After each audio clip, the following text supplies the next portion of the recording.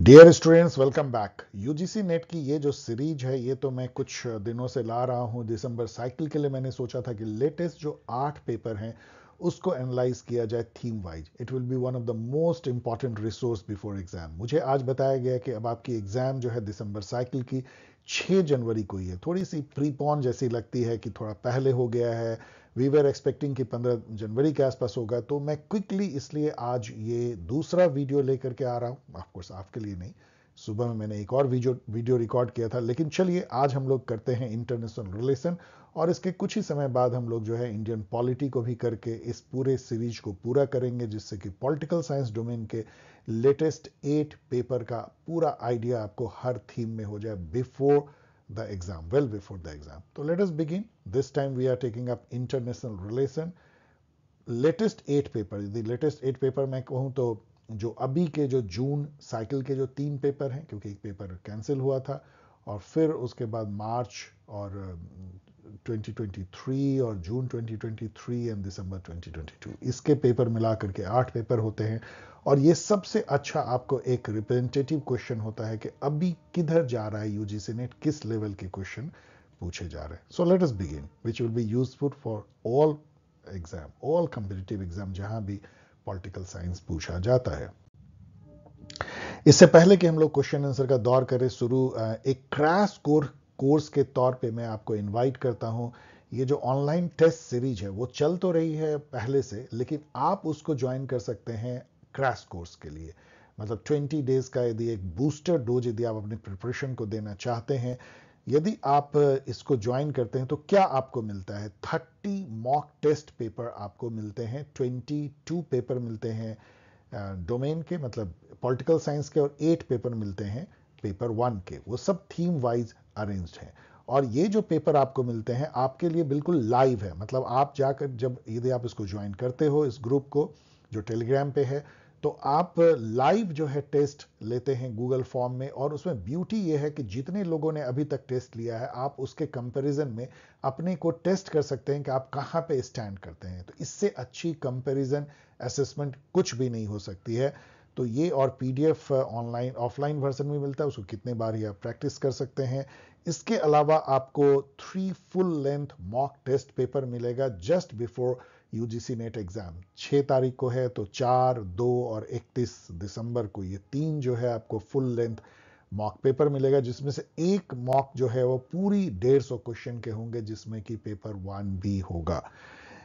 Test paper जो है English Hindi दोनों में आप ले सकते हैं, क्योंकि गूगल फॉर्म ट्रांसलेट कर देता है, तो हिंदी में भी आप ले सकते हैं। एंड मोर देन 30 रिकॉर्डेड आपको डाउट क्लियरिंग और काउंसलिंग सेशन मिलते हैं इन सभी पेपर पे, जो स्टूडेंट ने पूछा है और जो मैंने उनको जवाब दिया है। इसके अलावा स्ट्रैटेजी भी डिस्कस की है, काउंसलिंग, वो सब आप रिकॉर्डेड ग्रुप में सुन सकते हैं। इसके अलावा कई फ्री रिसोर्सेज भी आपको मिलते हैं। यदि आप इसे ज्वाइन करना चाहते हैं तो आप अपना नेम, टेलीग्राम आईडी और मोबाइल नंबर मेल कर सकते हैं polschelp@polschelp.in।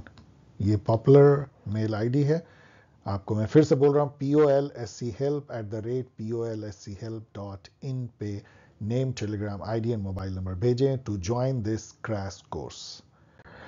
और अभी आज ही कुछ घंटे पहले ही जो इसकी अपडेटेड यूजीसी नेट गाइड की जो अपडेटेड, फुल्ली अपडेटेड, जिसमें कि ये 8 पेपर जो मैं एनालाइज कर रहा हूं उसके पूरे जो समरी है वो भी उसमें है, पूरे इंफॉर्मेशन जो है अपडेटेड है। यदि आप इस गाइड को लेना चाहते हैं तो ये अमेजन पे अवेलेबल है। इस लिंक पे आप जाके नॉमिनल कॉस्ट पे आप ले सकते हैं। One of the best resource for UGC net, आपने इसे बनाया है पॉपुलर, अब ये अमेजन पे मौजूद है। ये है इसका paper, sorry syllabus international relation की। मैं इसको पढ़ नहीं रहा हूं, लेकिन आप एक एक वर्ड जरूर पढ़ लीजिए, क्योंकि सिलेबस से ही शुरुआत करनी चाहिए आपको अपनी तैयारी किसी भी मौके पर। इंडिया की फॉरेन पॉलिसी जो है वो भी आईआर का ही पार्ट आता है, उसकी भी अच्छी खासी सिलेबस है, उसको भी गौर से देख लीजिए। अब आइए जून 2024 का पेपर, जो अनफॉर्चुनेटली हो गया था कैंसिल। 18 जून को एग्जाम हुई थी, लेकिन फिर भी हमें दे जाता है एक पेपर, तो चलिए इसको एनालाइज करते हैं कैसे क्वेश्चन थे आईआर केस से। फर्स्ट क्वेश्चन है, convention on elimination of all forms of racial discrimination was approved in. ये क्वेश्चन खुद ही इतना कंफ्यूजिंग है क्योंकि इसमें 65 भी है जिसमें कि ये अडॉप्ट हुआ था ये कन्वेंशन, और 69 भी है जिसमें कि ये इसको आप कह सकते हैं अप्रूव हुआ था, अडॉप्ट हुआ और इंप्लीमेंट हुआ, उस दिन से लागू हुई। अब आप इसको क्या कहेंगे, अप्रूव्ड 65 कहेंगे, 69 कहेंगे? चलिए अप्रूव को आप जैसे मान लीजिए, इसका ऑफिशियल आंसर मुझे तो अभी याद भी नहीं है, शायद उन्होंने 69 दिया था। बट इस टाइप के क्वेश्चन नहीं पूछने चाहिए क्योंकि हर कन्वेंशन जो है एक पर्टिकुलर डे को जो है अडॉप्ट होता है और फिर कई साल बाद जो है वो इंप्लीमेंट होता है उस डेट से। अब आप किस डेट को ले रहे हैं ये डिपेंड करता है।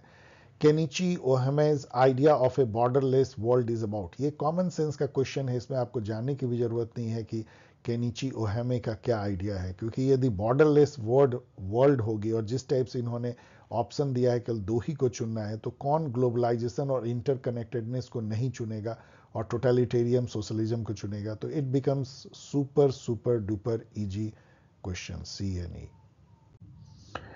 ये भी उतना ही आसान क्वेश्चन है क्योंकि आसियान को जैसे ही आप मैच करते हैं 1967 से, ये क्वेश्चन हो जाता है क्रैक, क्योंकि और कोई ऑप्शन ए का 3 है ही नहीं। तो इससे जो है आप बाकी को मैच करके ही आप आगे बढ़िएगा, ऐसे आगे मत बढ़िएगा। ग्लोबलाइजेशन प्रमोट, ये भी जो है इतना आसान है क्योंकि आप यहां देखिए इक्वल डिस्ट्रीब्यूशन ऑफ वेल्थ, और इक्वल डिस्ट्रीब्यूशन वेल्थ का है नहीं ग्लोबलाइज्ड वर्ल्ड में। आपको पता है कि इनकम इनइक्वलिटी बढ़ती जा रही है, तो इसको डी को यदि आप एलिमिनेट कर दें, डी डी डी, तो एक ही बच जाता है। बाकी आप ठीक से पढ़ लीजिए कि market economy, capital flow, individual freedom, multiculturalism को बढ़ाता हुआ प्रतीत होता है ग्लोबलाइजेशन। अब यहाँ पे देखिए पॉलिटिकल इकोनॉमी से कौन सी बुक है। वी ऑल नो कि मॉर्गनथाउ की बुक पॉलिटिक्स अमॉन्ग नेशन कोई पॉलिटिकल इकोनॉमी से तो है नहीं, ब्रूट रियलिस्ट पावर पॉलिटिक्स है। तो यदि ए को हम हटा दे, ए तो केवल बच जाती है बी सी डी ई। बाकी सब पॉलिटिकल इकोनॉमी की बुक है, आप पढ़ के ही आगे बढ़िए। म्यूनिक एग्रीमेंट एक बहुत ही एक आप कह सकते हैं अपीजमेंट की पॉलिसी के तहत एक एग्रीमेंट थी, जिसमें कि जो हिटलर की जो मनमानी की जो शुरुआत हुई थी उसको बढ़ावा दिया था इस एग्रीमेंट ने।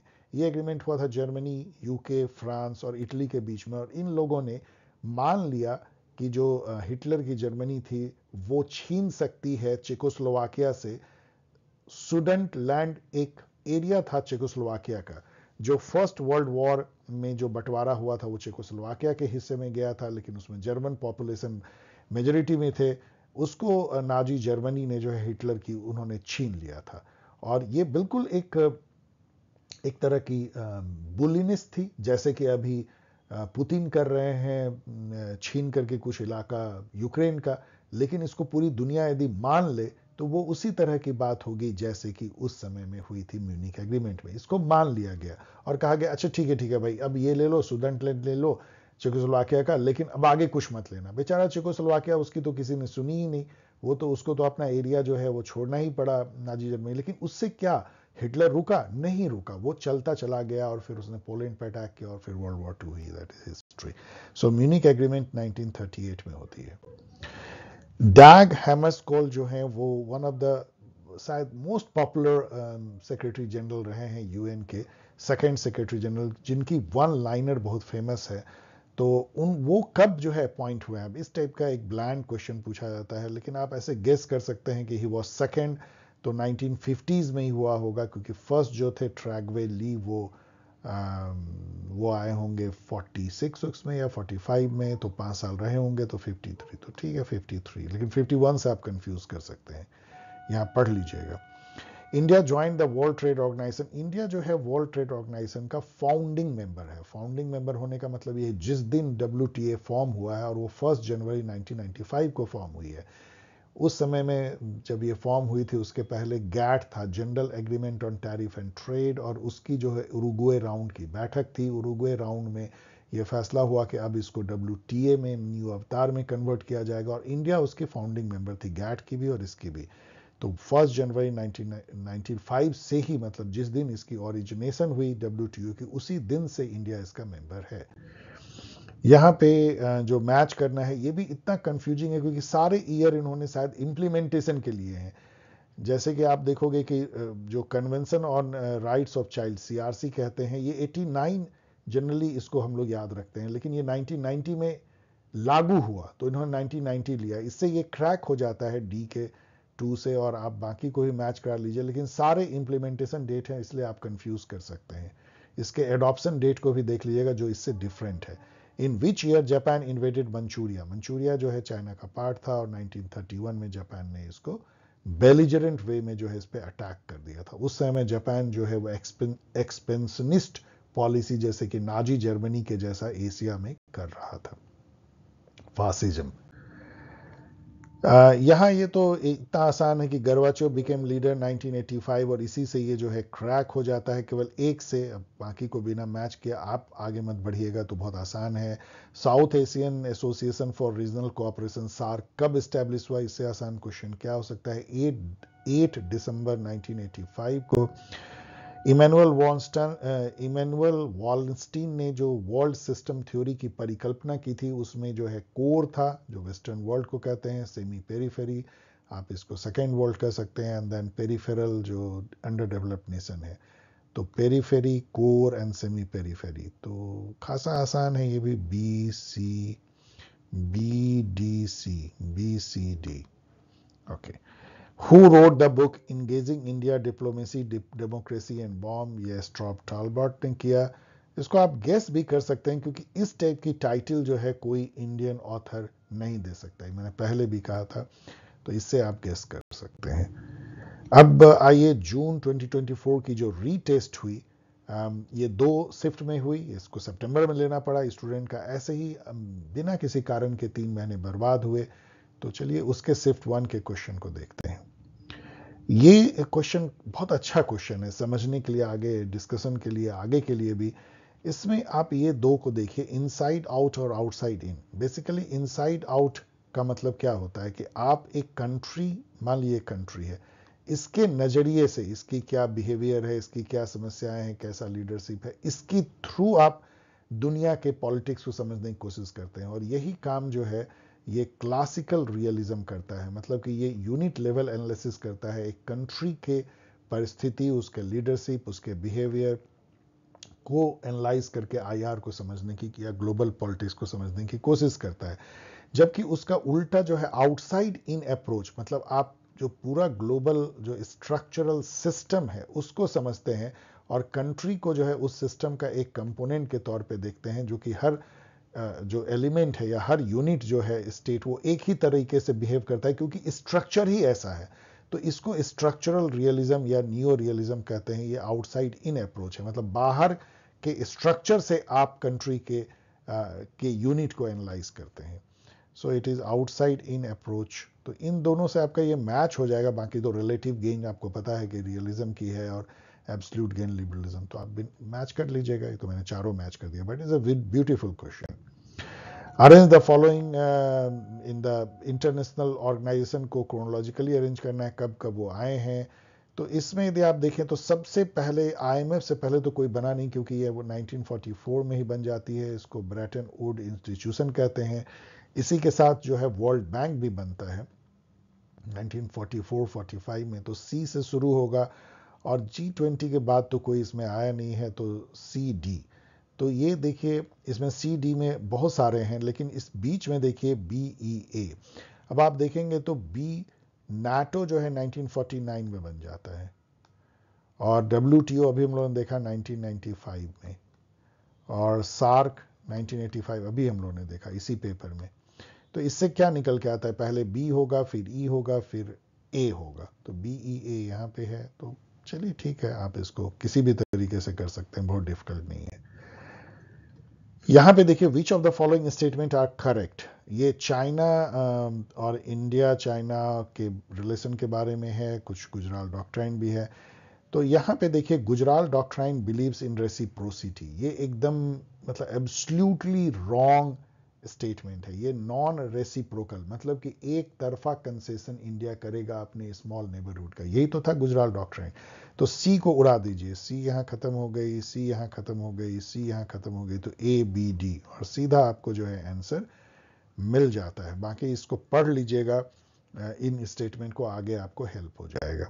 Arrange the following event incident related to India Pakistan relation chronologically. अब आप देखें तो पुलवामा 2019 में होती है, उससे पहले उसके बाद तो कोई है नहीं, तो सी से अंत होता हुआ 3 है, और सबसे शुरुआत में जो है वो इसमें आप देखें तो इंडस वाटर 1960 में हो जाती है, तो इससे पहले तो कोई है नहीं। शिमला एग्रीमेंट भी 1972 में होती है।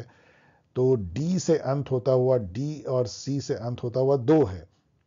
लेकिन यहाँ पे आप देखें, और यदि हम देखें तो पहले जो है इसमें से क्या हुआ होगा, आप यदि बी ए में से देखें तो पहले शिमला एग्रीमेंट होगी, फिर बाद में कारगिल वॉर होगी। तो ये इन दोनों में यदि आप देखें जो डी और सी से अंत होती है, तो इसमें बी ए है, इसमें भी बी ए है, तो इससे तो बात बनी नहीं।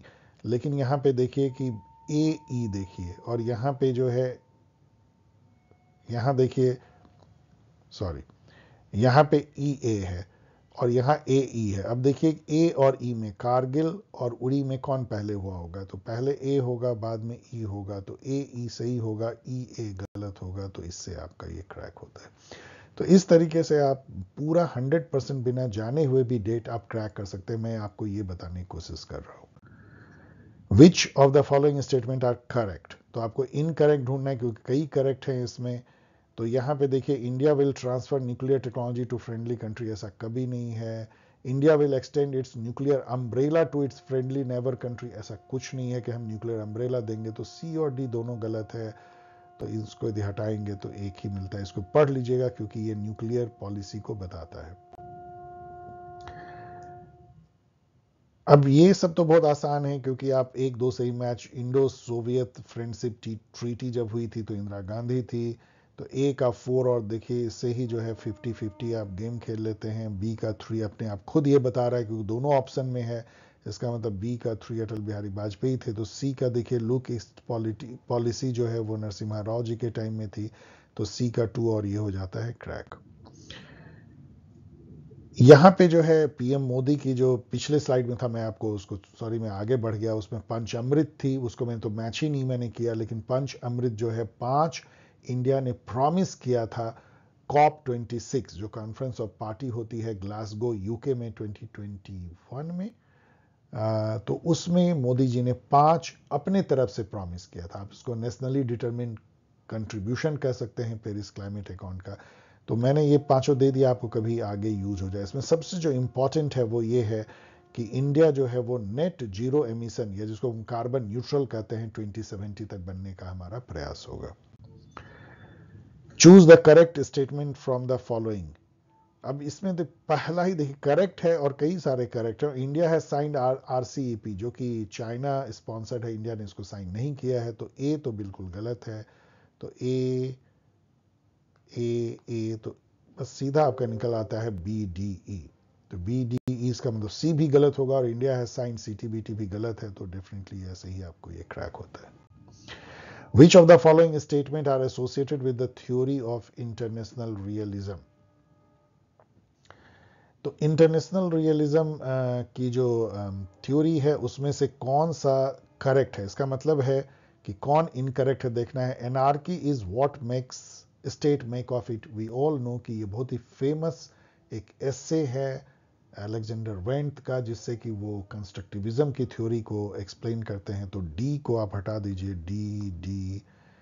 तो इन दोनों में अब आप देखिए कि ए बी सी दोनों में कॉमन है। ई को देखिए, like all politics international politics is struggle for power, ये तो मॉर्गनथाउ कहते हैं, और कौन बोलेगा नहीं, तो ये बिल्कुल सही है। Peaceful rise of China is a myth rather than a reality, ये तो चलिए एक ओपिनियन है, लेकिन इस ओपिनियन को कौन कौन सा स्टेटमेंट जो है सपोर्ट करता है। तो इसमें यदि आप देखेंगे तो बहुत सारे स्टेटमेंट सपोर्ट करते हैं, लेकिन चाइना का massive aid to Asian and African country undermine its claim to peaceful rise. यदि कोई मैसिव एड देता है तो उसको हम नहीं कह सकते कि वो पीसफुल नहीं है, तो इसलिए बी को उन्होंने उड़ा दिया है। तो बाकी सब आप पढ़ेंगे तो वो लगेगा कि आपको वो बेलिजरेंट की तरह यूज, जैसे सलामी टैक्टिक्स, अपने नेबर्स का ज़मीन को थोड़ा थोड़ा करके हड़प लेना सलामी टैक्टिक है, या नॉन डेमोक्रेटिक और ऑथोरिटेरियन कंट्री को सपोर्ट करना, 9 डैश लाइन पे उलझ पड़ना ताइवान से, या ताइवान को आंखें दिखाना, जापान के साथ तानातानी करना, या फिलीपींस के साथ झगड़ा करना साउथ चाइना सी में। वोल्फ वैरियर डिप्लोमेसी तो मैंने यहाँ लिखा है, जरूर पढ़ लीजिएगा। उस तरह की एक कन्फ्लिक्चुअल डिप्लोमेसी को अपनाना, ये सब जो है एक साबित करता है कि पीसफुल राइट चाइना का नहीं है, बल्कि ये कन्फ्लिक्चुअल है। वो एक कन्फ्लिक्ट पैदा कर रहा है पूरे रीजन में। ये अमेरिका का भी व्यू है, इंडिया का भी ये व्यू है, क्योंकि हम लोगों ने उसकी सलामी टैक्टिक्स को गलवान वैली और जो ये सब हुआ है उसमें हम लोगों ने झेला है, कैसे वो धीरे धीरे करके हमारे एरिया में इंक्रोच कर रहे हैं। वहाँ पर एक्साई चीन के एरिया हो, चाहे वो अरुणाचल प्रदेश का, वहाँ विलेज बसा लेते हैं, उसके आसपास में इंफ्रास्ट्रक्चर बसाते हैं, अपनी सेना को थोड़ा सा आगे भेज देते हैं, लड़ाई करते हैं। दिस इज मतलब थोड़ी थोड़ी एरिया को वो जो है हड़पते चलते हैं। तो बी को यदि हटा दें तो आपका ये हो जाती है ACDE। ये भी बहुत आसान है। डोकलाम जो है जब हुआ था तो मोदी जी थे, तो A के 3 और A के 3 से ही 50-50 गेम खेल लेते हैं। B का 4 तो अपने आप हो जाता है। C देखिए, बांग्लादेश वॉर जब हुआ था तो इंदिरा गांधी थी, तो ये B का 4 तो है ही। कारगिल वॉर जब हुआ था तो वाजपेयी जी थे। C का 1 और इससे हो जाता है ये क्रैक। ये इसलिए इंपॉर्टेंट है क्योंकि इसमें जो एयर पावर थ्योरी है जनरली नहीं दिखता है, ये सेवेरेस्काई का है, तो आप इसको याद कर लीजिए। बाकी तो बहुत ही फेमस है हार्टलैंड थ्योरी, मैकेंडर ने दिया है A का 2, और A के 2 से ही आप इसमें जो है 50-50 खेल लेते हैं और आपको ये B का 4 भी मिल जाता है। सी पावर थ्योरी जो है महान का है, तो C का 1 और C के 1 से ये हो जाता है crack. Arrange the following international events in ascending order. Ascending order मतलब कि पहले कौन हुआ बाद में कौन हुई। तो सबसे बाद में तो डिसइंटीग्रेशन होता है 19 दिसंबर 1991 में। उससे थोड़ा पहले ईस्ट यूरोप में डिमाइस होना शुरू हो गया था कम्युनिज्म का, उसके थोड़ा पहले यूनिफिकेशन ऑफ जर्मनी। तो यदि हम देखें तो सी से अंत होता हुआ, डी से शुरू होता हुआ कितने हैं, डी सी 2 हैं। लेकिन इसमें यदि आप देखोगे तो इसमें अब आप आइए यहाँ पे ए बी, जैसे पहले जो है यूनिफिकेशन जर्मनी का हुआ और फिर डिमाइस हुआ कम्युनिज्म का, क्योंकि 89 में ही हो गया था, तो बी ए होगा ना कि ए बी। अब यहाँ पे देखिए तो ये ए बी है इसलिए गलत, और ये बी ए है तो ये सही। इस तरीके से आप बिना सबको जाने हुए भी आप क्रैक कर सकते हैं। Arrange the following events related to India's foreign policy में असेंडिंग ऑर्डर पहले क्या हुआ, तो आप इसमें देखिए तो सबसे पहले पंचशील से पहले क्या हो सकता है 1954, तो इसका मतलब सी से स्टार्ट होता हुआ 3 है। और सबसे बाद में यदि आप देखें इसमें से तो पंच अमृत अभी हम लोगों ने देखा 2021 तक चली गई है, कॉप 26, तो डी, तो सी डी से शुरू होता हुआ सी 2 है। अब इसका मतलब है कि ये दोनों को तो खत्म कर दीजिए। अब इसमें आइए, अब यहाँ पे यदि आप देखें तो हम एक लेके चलते हैं, मान लीजिए गुजराल डॉक्ट्राइन, तो बी है। गुजराल डॉक्ट्राइन पहले आई होगी, लुक ईस्ट पॉलिसी पहले आई है 1991 में, और गुजराल डॉक्ट्राइन 1996 में। इसका मतलब है कि ई बी होगा। तो ई बी इसमें देखते हैं हम लोग, ई बी इसमें है, और इसमें क्या है, तो इसमें बी ई है, ई बी नहीं, इसमें भी ई बी है, तो इससे तो बात बनती नहीं है। तो अब हम लोग ए को देखते हैं, चलिए। तो अब तो पूरा ही देखना पड़ेगा। इसका मतलब E A B, look east policy A, no, क्योंकि इंडो यूएस न्यूक्लियर डील जो है वो बाद में हुई है, गुजराल डॉक्ट्राइन पहले आई है, तो बी ए से बात बनती है, पहले बी फिर ए। इसमें बी ए है, इसमें ए बी है, सॉरी इसमें ए बी है, तो इसलिए ये गलत होगी। इंडो न्यूक्लियर डील आपको पता है 2008 में हुई थी। ओके, सभी मैंने मार्क कर दिया, मैच कर लीजिए। थोड़ा सा डिफिकल्ट हो सकता है क्योंकि डीप आपको अंदर इसमें जाना है। Arrange the following events incident related to China India relation chronologically. Sino India मतलब कि इंडो चाइना। इसमें तो जो मोदी जी गए थे वुहान स्पिरिट, फिर वो मम्मलपुरम आए, चेन्नई कनेक्ट, तो इससे आप इसको सॉल्व कर सकते हैं। सबसे पहले क्या हुआ होगा, चाइनीज इन्वेजन ऑफ इंडिया, उससे इन सब में उससे पहले तो कुछ नहीं हुआ है, तो ए से शुरुआत होते हुए और लास्ट में क्या हुआ होगा, गलवान वैली 2020 में, तो ए सी, तो ए सी जो है अगेन 2 है। अब आप आइए यहाँ, पहले बी होगी बाद में डी, मतलब वुहान पहले हुई है, चेन्नई बाद में हुआ है, उसके अगले साल हुई है, तो बी डी। अब यहाँ पे देखिए तो इसमें डी बी है, इसलिए खत्म हो जाता है, ये बी डी है, ये सही है, तो ये क्रैक हो जाती है। नाथूला क्लास आपको जानने की भी जरूरत नहीं है डेट, लेकिन जरूर जान लीजिए 1967 में हुआ था, जब चाइना की आर्मी ने जो है एक अटैक कर दिया था नाथूला, सिक्किम। शिमला एग्रीमेंट जो है वो इंदिरा गांधी के टाइम हुआ था 1972, मैंने भुट्टो के साथ में, जुल्फिकार अली भुट्टो। A2, तो A2 से ही जो है 50-50 आप गेम खेलते हैं। बी का 4 तो सीधा है ही, इन्होंने बता दिया है। तो इंडस वाटर ट्रीटी 1960 में हुई थी, उसमें जवाहरलाल नेहरू होंगे, तो सी का 1, और इससे ये हो जाता है क्रैक। चौथा आप मैच कर लीजिए। United State of America is still the sole super power of the world. Yes, कहा जा सकता है। इसमें कौन सा इसको सपोर्ट करता है? इसमें देखिएगा तो सब कुछ सही है, कि अमेरिकन ड्रीम है, सबसे ज़्यादा पावरफुल है, इनोवेटर है, एंड ऑल सब कुछ लिखी गई, पढ़ लीजिएगा। बेस्ट एंड ब्राइटेस्ट वहाँ माइग्रेट करते हैं। लेकिन ये कहना कि USA is the most indebted country in the world, वैसे ये बात सही है, लेकिन ये उसके सोल सुपर पावर को सपोर्ट तो करता नहीं है। तो सी को यदि आप हटा दें, तो इसलिए इन्होंने जो ऑफिशियल आंसर दिया वो सही है। Which of the following are variants of international liberalism? इसमें आप खासा कंफ्यूज कर सकते हैं। इन्होंने आंसर दिया है ए बी सी, और इन्होंने सही दिया है, मैंने इसको नेट पे देखा। आप कंफ्यूज कर सकते हैं कि नियो लिबरलिज्म और क्लासिकल लिबरलिज्म क्या इंटरनेशनल लिबरलिज्म का पार्ट है कि नहीं। इंटरनेशनल लिबरलिज्म लिबरलिज्म की एक धारा है जिसमें कि इंटरनेशनलिज्म है, बेसिकली जहाँ पे कि फोकस इंटरनेशनल ऑर्गेनाइजेशन पे है, रिपब्लिकनिज्म पे है, कि सभी कंट्री डेमोक्रेटिक हो तो आपस में लड़ाई नहीं होगी। जो परपेचुअल पीस, जो इमैनुअल कांत की जो थेसिस है उससे निकलता है, या 14 पॉइंट प्रिंसिपल जो वुड्रो विल्सन का है उससे निकलता है, या league of nation, United nation के पीछे की जो सोच है उससे निकलती है। उसमें कॉम्प्लेक्स इंटरडिपेंडेंस भी जो नियो लिबरलिज्म का पार्ट है, वो भी इंटरनेशनल लिबरलिज्म की एक धारा के तौर पे है, कि international organization, NGOs and MNCs and state सभी जो एक कॉम्प्लेक्स वेब बनाते हैं।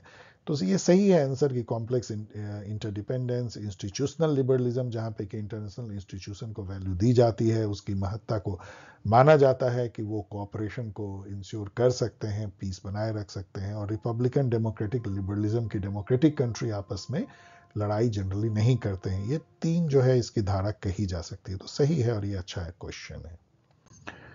Arrange the following international relation thinker in the chronological order. तो यहाँ पे यदि आप देखें तो थ्यूसिडाइडस से पहले कौन हो सकता है? तो एंशिएंट काल के हैं, तो सी से स्टार्ट, तो सी से खैर तो सभी स्टार्ट हो रहे हैं। और अलेक्जेंडर वेंट जो है वो सबसे लेटेस्ट है 80s के, तो डी, तो सी और डी जो है इससे 2-3 है। अब यहाँ पे देखिए कि EH कार जो है, पहले आप BA में देखिए, पहले हांस मर्गनथाउ हुए हैं, और फिर जो है केनेथ वॉल्श, क्योंकि आपको पता ही 1948 में लिखते हैं, 1970s 80s में लिखते हैं, तो BA। और अब यहाँ पे आप देखिए क्या होता है, यहाँ पे जो है AB खत्म हो गई, यहाँ पे AB, यहाँ पे जो है BA, और यहाँ पे भी AB, सभी खत्म हो गए। केवल इस बेसिस पे कि BA होगा आपका, ये क्रैक हो जाता है। वैसे आप लकी हैं तो ऐसा होता है, अदरवाइज थोड़ा बहुत और आगे पीछे करके आप कर सकते हैं।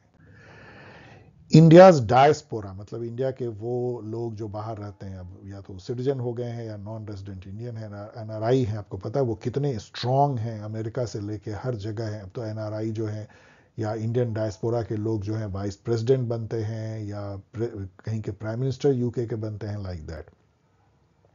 India's diaspora is a strategic asset for the country. कौन सा इसमें से सपोर्ट करता है? तो इसमें से देखिए, ये कभी सपोर्ट करेगा क्या? Illegal Indian migrants have given a bad name to India, ये तो कभी सपोर्ट करेगा नहीं ना, कभी नहीं। तो बी को आपको निकालना पड़ेगा, तो ये बी को आप निकालते हैं, बी बी बी, तो एक ही बचता है ACDE, और वो सब आप पॉजिटिव है, पढ़ लीजिएगा। India believes in and practices strategic autonomy, मतलब कि हम अपने नेशनल इंटरेस्ट के अनुसार हम अपना डिसीजन लेते हैं इंटरनेशनल रिलेशन में, किसी के दबाव में नहीं लेते। ये कौन सा स्टेटमेंट इसको सपोर्ट करता है? देखिए, इस टाइप के काफी क्वेश्चन पूछे गए हैं, आपको एक स्टेटमेंट दिए गए और फिर कौन कौन सा स्टेटमेंट सपोर्ट करते हैं।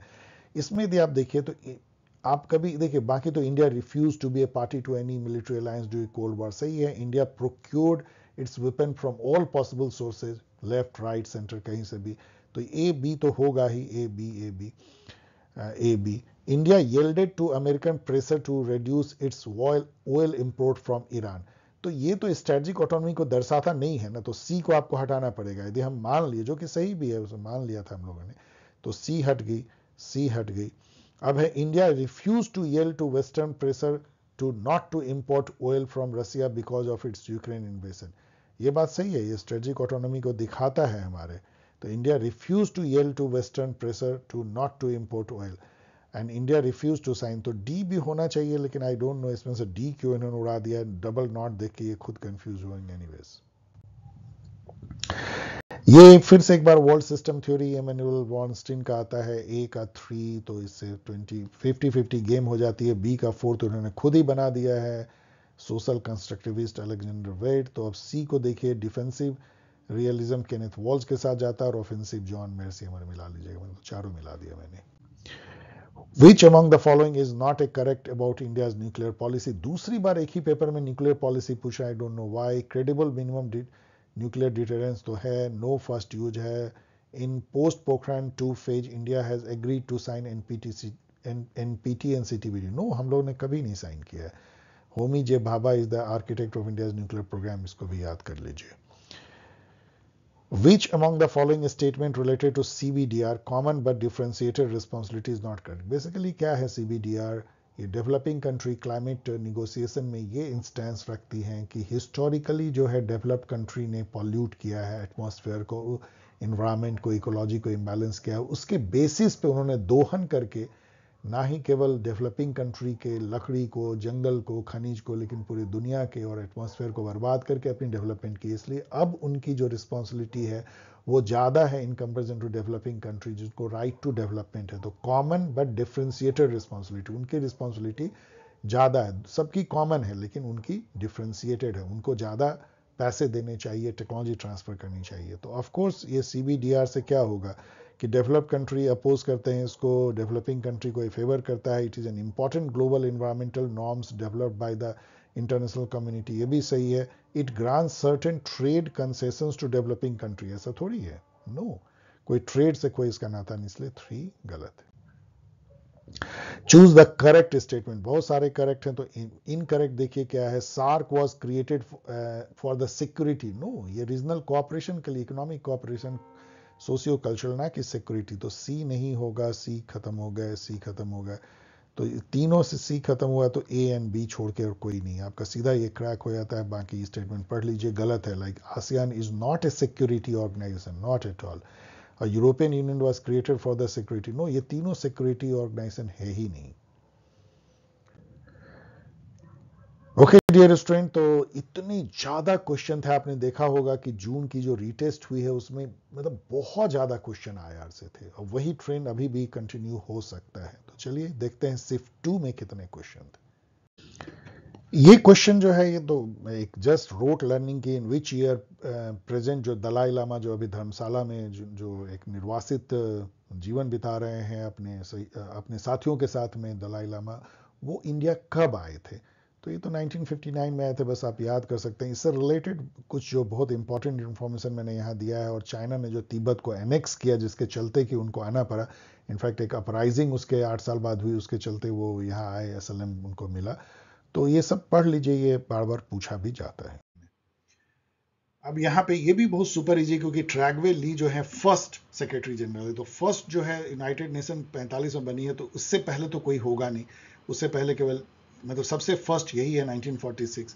ए का 3, और ए का 3 केवल एक ही में ये क्रैक हो जाता है, इसलिए सुपर। अब यहाँ देखिए 62 नंबर क्वेश्चन में करेक्ट स्टेटमेंट तो 2 या 3 है, इसका मतलब 2 स्टेटमेंट तो गलत है। अब यहाँ पे देखिए, Bilawal Bhutto Zardari became prime minister of Pakistan in March. We all know कि ऐसा कुछ भी नहीं हुआ। जरदरी जो है, जो बिलावल जरदरी है, वो फॉरेन मिनिस्टर है, ना कि उनके प्राइम मिनिस्टर। तो इसलिए जो है डी तो बिल्कुल गलत है। तो डी। तो इससे यहाँ पे क्या निकला, ए बी तो कॉमन हो गया। सी और ई में देखिए, ई है the agreement of SAARC preferential trading arrangement was signed on 11 April 1993। आपको बिल्कुल याद नहीं होगा, लेकिन ये statement that there was an assassination attempt on US president को मारने की कोशिश की गई जब ऑफिस में, तो ऐसा हम लोग को लगता नहीं है, और यही सही है। ई जो है वो डेट सही है, तो ABE। Arrange the following event related to United Nation in the chronological order. अब यहां पे भी देखिए कि इन सब को यदि आप पढ़ेंगे तो एसडीजी जो है हम लोग सब जानते हैं, इतना तो सभी पॉलिटिकल साइंस स्टूडेंट को जानना चाहिए कि 2015 में ये डिक्लेयर हुई है और 2030 तक मतलब 15 ईयर्स में 17 एसडीजी को हमें प्राप्त करना है, ह्यूमैनिटी को।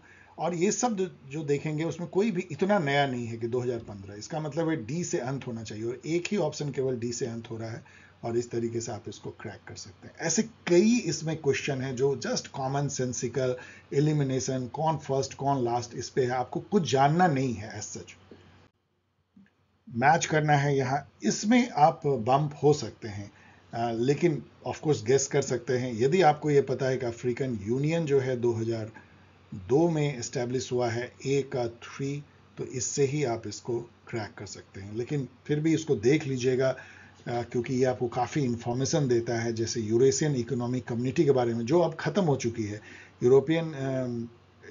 यूरेशियन इकोनॉमिक कम्युनिटी जो है उसका नया नाम जो है 2015 में हो गया है यूरेशियन इकोनॉमिक यूनियन। इसके मेंबर हैं बेलारूस, कजाकिस्तान, अर्मेनिया, किर्गिस्तान और रसिया। तो ये तो इन्होंने पुराना दिया है, इसकी स्थापना 2000 में हुई थी।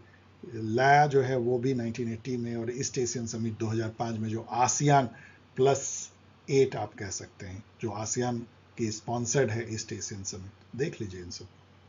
71 एक इंपॉर्टेंट लेकिन रोट लर्निंग का है। Which American president had laid down 14 point as the, sorry ये मैंने ये दूसरे के बारे में कह रहा था, ये तो बहुत ही फेमस, वी ऑल नो, और ये बहुत ही फेमस क्वेश्चन है कि 14 पॉइंट प्रिंसिपल जो है ग्लोबल पीस के लिए, जिसको अभी हम लोगों ने देखा ना इंटरनेशनल लिबरलिज्म की एक कहिए एक थॉट, जिसको मोरल आइडियलिज्म की तरफ भी जाता है, तो ये किसने दिया था? तो ये वी ऑल नो कि वुड्रो विल्सन ने 14 पॉइंट दिया था।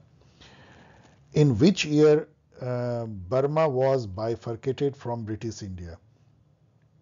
तो ये तो एक रोट लर्निंग का, ये मैं कह रहा था रोट लर्निंग का है। 1937 में बर्मा, तब तक जो है बर्मा इंडिया का ही पार्ट था। तो अभी आप देखिए तो बर्मा हो चाहे नेपाल, अफगानिस्तान, ये सब मतलब इंडियन सब कंटिनेंट जो है वो एक पूरा इंडिया जैसा ही, और कुछ पार्ट तो ब्रिटिश इंडिया के अंदर में भी था, like Burma. Which one of the following organization won the Nobel Peace Prize in 2017? ये बस जानना है आपको। नोबेल पीस प्राइज हर साल किसको मिलता है, ये एक पॉलिटिकल साइंस के स्टूडेंट के लिए बहुत इंपॉर्टेंट इंफॉर्मेशन होती है, तो जान लीजिए। उस साल मिला था the international campaign to abolish nuclear weapon. Pakistan exploded its first nuclear bomb and only time जब इन्होंने किया 1998 में। हम लोगों ने जब किया तो इन्होंने भी जस्ट उसके थोड़े दिन बाद ही कर दिया था, और वो चगाई हिल में उन्होंने किया था। तो चगाई मैच कीजिए इसको कन्वेंशन। अब यहाँ पे भी मुझे लगता है कि इसको चैलेंज भी किया जा सकता है, इन्होंने बहुत इसमें गाफिलत किया है। डिक्लेरेशन ऑन टॉर्चर, इसका कोई मीनिंग ही नहीं है। एक कन्वेंशन है, कन्वेंशन अगेंस्ट टॉर्चर, जो आती है 1984 में और 87 में ये इंप्लीमेंट होता है। 1984 में साइन होता है और केम इनटू फोर्स इन 1987। ऐसा यहाँ पे कुछ है नहीं, ये इसको मिलाना चाहते हैं 1975 से। आई डोंट नो क्या कहना चाहते हैं। इसके अलावा convention relating to status of refugee इन्होंने 1954 दिया है, जो लागू होने का ईयर है, जबकि 1951 ज़्यादा फेमस डेट है जिसमें ये अडॉप्ट होता है। और कन्वेंशन और राइट ऑफ चाइल्ड भी 1989 में अडॉप्ट होता है, लेकिन 1990 में लागू होता है। चलिए ठीक है, फंडामेंटल राइट तो ये तो यूरोपियन यूनियन का ही होगा। तो इसको आप चाहे तो इस बेसिस पे कि डिक्लेरेशन ऑन टॉर्चर जो है वो यहाँ पे क्यों है, जबकि इंटरनेशनल ह्यूमन राइट डॉक्यूमेंट है, तो कन्वेंशन क्यों नहीं है। लेकिन पता नहीं इसको मानेगा कि नहीं, तो इस बेसिस पे आप कर सकते हैं।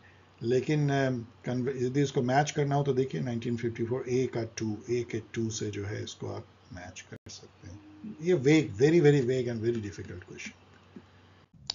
Which American president got Nobel Prize for Peace for his efforts of mediation between Japan and Russia? Japan Russia में जो वॉर हुई थी 1905 में, और उसमें पीस के लिए जो है थियोडोर रूजवेल्ट, अब इनको कंफ्यूज मत कीजिएगा, फ्रैंकलिन रूजवेल्ट जो कि बहुत फेमस प्रेसिडेंट हुए थे बहुत बाद में, 33 से लेके 1945 तक, तो उनसे मत कंफ्यूज कीजिएगा, ये दूसरे हैं थियोडोर रूजवेल्ट। उनको मिला था नोबेल पीस प्राइज इसके लिए, जापान और रसिया के बीच में मीडिएशन कराने के लिए।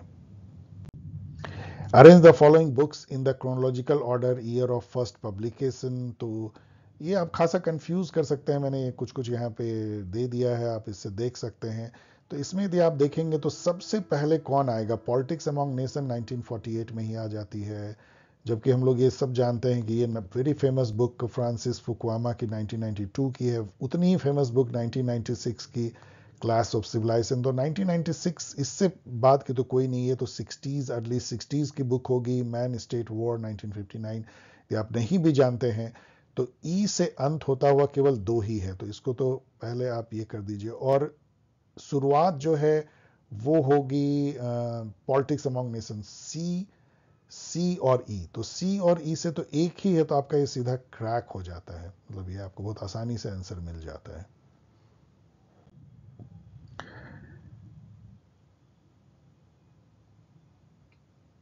ये भी जो है, अब यहां भी देखिए कैसे ये एक्ट करता है, केवल दो जानने से अब वो कितना फायदा होता है।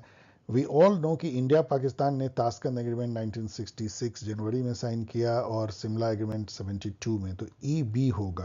अब आप देखिए कि इससे पहले मतलब लाहौर बस जो है 1999 में हुई है और इंडस वाटर 1960, तो इन दोनों को आप एक दो छोर पे रखिए, मतलब सबसे पहले इंडस वाटर ट्रीटी और लास्ट में जो है लाहौर बस 1999 में। तो ये दो जो है आपको यहाँ सी डी से अंत होते हुए मिलते हैं, लेकिन एक में जो है बी ई बी है यहाँ पे, और इसमें जो है बी है, तो ये बी ई जो है गलत हो जाएगी, और ये इस तरीके से आप इसको क्रैक कर सकते हैं।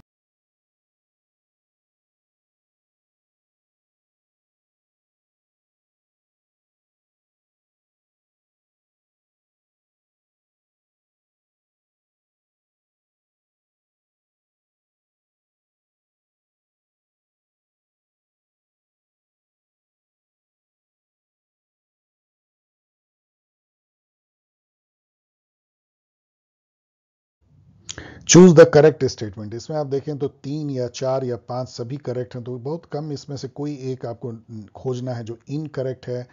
तो यहाँ आप देखें तो यहाँ आपको मिल जाता है, Subhash Chandra Bose formed independent labour party, ऐसा कुछ भी नहीं है। अंबेडकर जी ने फॉर्म किया था independent labour party. Subhash Chandra Bose ने फॉरवर्ड ब्लॉक की फॉर्मेशन की थी। तो ई को यदि आप निकाल दें तो ई, तो आपको इन दोनों में, अब देखिए ए बी डी तो कॉमन है तीनों में, तो केवल सी को देखना है, Kabir was a social reformer in India, कौन बोलेगा नहीं, इसका मतलब ये है।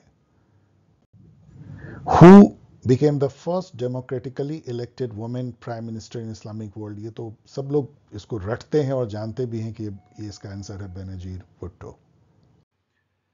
Arrange the following designated SAARC year in chronological order, कौन याद रखता है, सुपर डिफिकल्ट, भूल जाइए इसको, और इसका सही आंसर है this. Arrange the UN secretary general as per their tenure, ये दूसरा क्वेश्चन है यूएन सेक्रेटरी जनरल पे। अब यहां पे देखिए कि यदि आप डी बी करते हैं, इस तरह कई कॉम्बिनेशन आप ले सकते हैं। डी मतलब कि कोफी अन्नान पहले आए हैं और फिर जो है बाद में बान की मून आए। बान की मून बहुत बाद में आए, कोफी अन्नान तो 2006 में खत्म हो जाते हैं, बुतरोस बुतरोस घली तो उससे भी पहले 90s में थे। तो डी के बाद बी, और देखिए केवल एक ही में डी बी है, बाकी में बी डी खत्म हो गया, बी डी खत्म हो गया, बी डी खत्म, एक ही में डी बी है। इस तरीके से भी आप कर सकते हैं, जब आपको पता नहीं है तो कोई दो पेयर को लीजिए, देखिए क्या ऐसा उल्टा या सीधा ऐसा हो जाता है। ये क्वेश्चन खासा अरबिट है और कठिन भी लग सकता है कि कौन याद रखता है सेक्रेटरी जनरल सार्क का, जो एक तरह से मोरीबंड या एकदम डिफंक्ट एक ऑर्गेनाइजेशन बन गई है, रीजनल ऑर्गेनाइजेशन। लेकिन इसमें आप गेस कर सकते हैं कि यदि कुछ समझ में ना आए तो ए का 1, बी का 2, सी का 3, डी का 4 यही होगा शायद, ऐसे कई स्टूडेंट सोचते हैं, मैं भी ऐसा सोचता हूँ, और यही इसमें सही है। तो जस्ट जान लीजिए, अबुल हसन वैसे पहले थे बांग्लादेश के, इसको आप याद भी कर सकते हैं कि अबुल हसन चूंकि फर्स्ट होंगे, और यहाँ पे शुरुआत 87 से हुई शायद ये, तो इस तरीके से आप सोच सकते हैं। अब यहाँ पे देखिए ये आसान नहीं होगा। वैसे यहाँ जॉर्ज सोरोस को देखे मुझे मुस्कुराहट हो रही है कि इतने सारे अभी इस पे विवाद हुए हैं, पार्लियामेंट में इतना नाम उछाला गया है, और ये यहाँ पे जो है ऑथर भी हैं जॉर्ज सोरोस किसी बुक के। सो ओके, तो हम लोग देखते हैं कौन उन्होंने बुक लिखा है। लेकिन इमानुअल वॉलस्टीन जो है तो एक बुक जो है आपको जरूर जानना होगा, इसमें सभी बुक जो हैं वो अननोन है, इवन इमैनुअल वॉन्स्टल की वर्ल्ड सिस्टम थ्योरी नहीं होकर के दूसरी बुक है। तो जो पॉल क्रुगमैन ने जो बुक लिखी है the conscience of A liberal, यदि आप जानते हैं तभी इसको क्रैक कर सकते हैं, या कोई ना कोई लाइक जॉर्ज सोरेस की द ओपन सोसाइटी एंड इस टाइप के यदि आप जानते हैं तो यहाँ पे if you know this, of course it is difficult. तो बी का जो है वो 1 होगा और बी का 1। इससे देखिए ए का 2 तो जॉर्ज सोरेस ने बुक लिखा है ओपन सोसाइटी, और हरमन डेली की जो बुक है फॉर द कॉमन गुड है, और इमैनुअल वॉलस्टीन ने लिखा है decline of American power. Very very orbit and difficult. ये थर्ड क्वेश्चन है जो आप चैलेंज कर सकते हैं। क्यों चैलेंज कर सकते हैं? क्योंकि इसमें इन्होंने गलती ये किया है कि नाफ्टा जो है वो बहुत फेमस है कि ये नाफ्टा 94 में आई हुई है, और इसने इन्होंने जो मैच किया है ये 2 इन्होंने दे दिया है, ए का 3 दे दिया है 1993। इसके चलते ये जो गलत हो जाती है, इसको आप चैलेंज कीजिए। अब आइए फाइनली मार्च 2023 के दोनों शिफ्ट के उन क्वेश्चन को देखते हैं जो आईआर के कहे जा सकते हैं। Let us begin.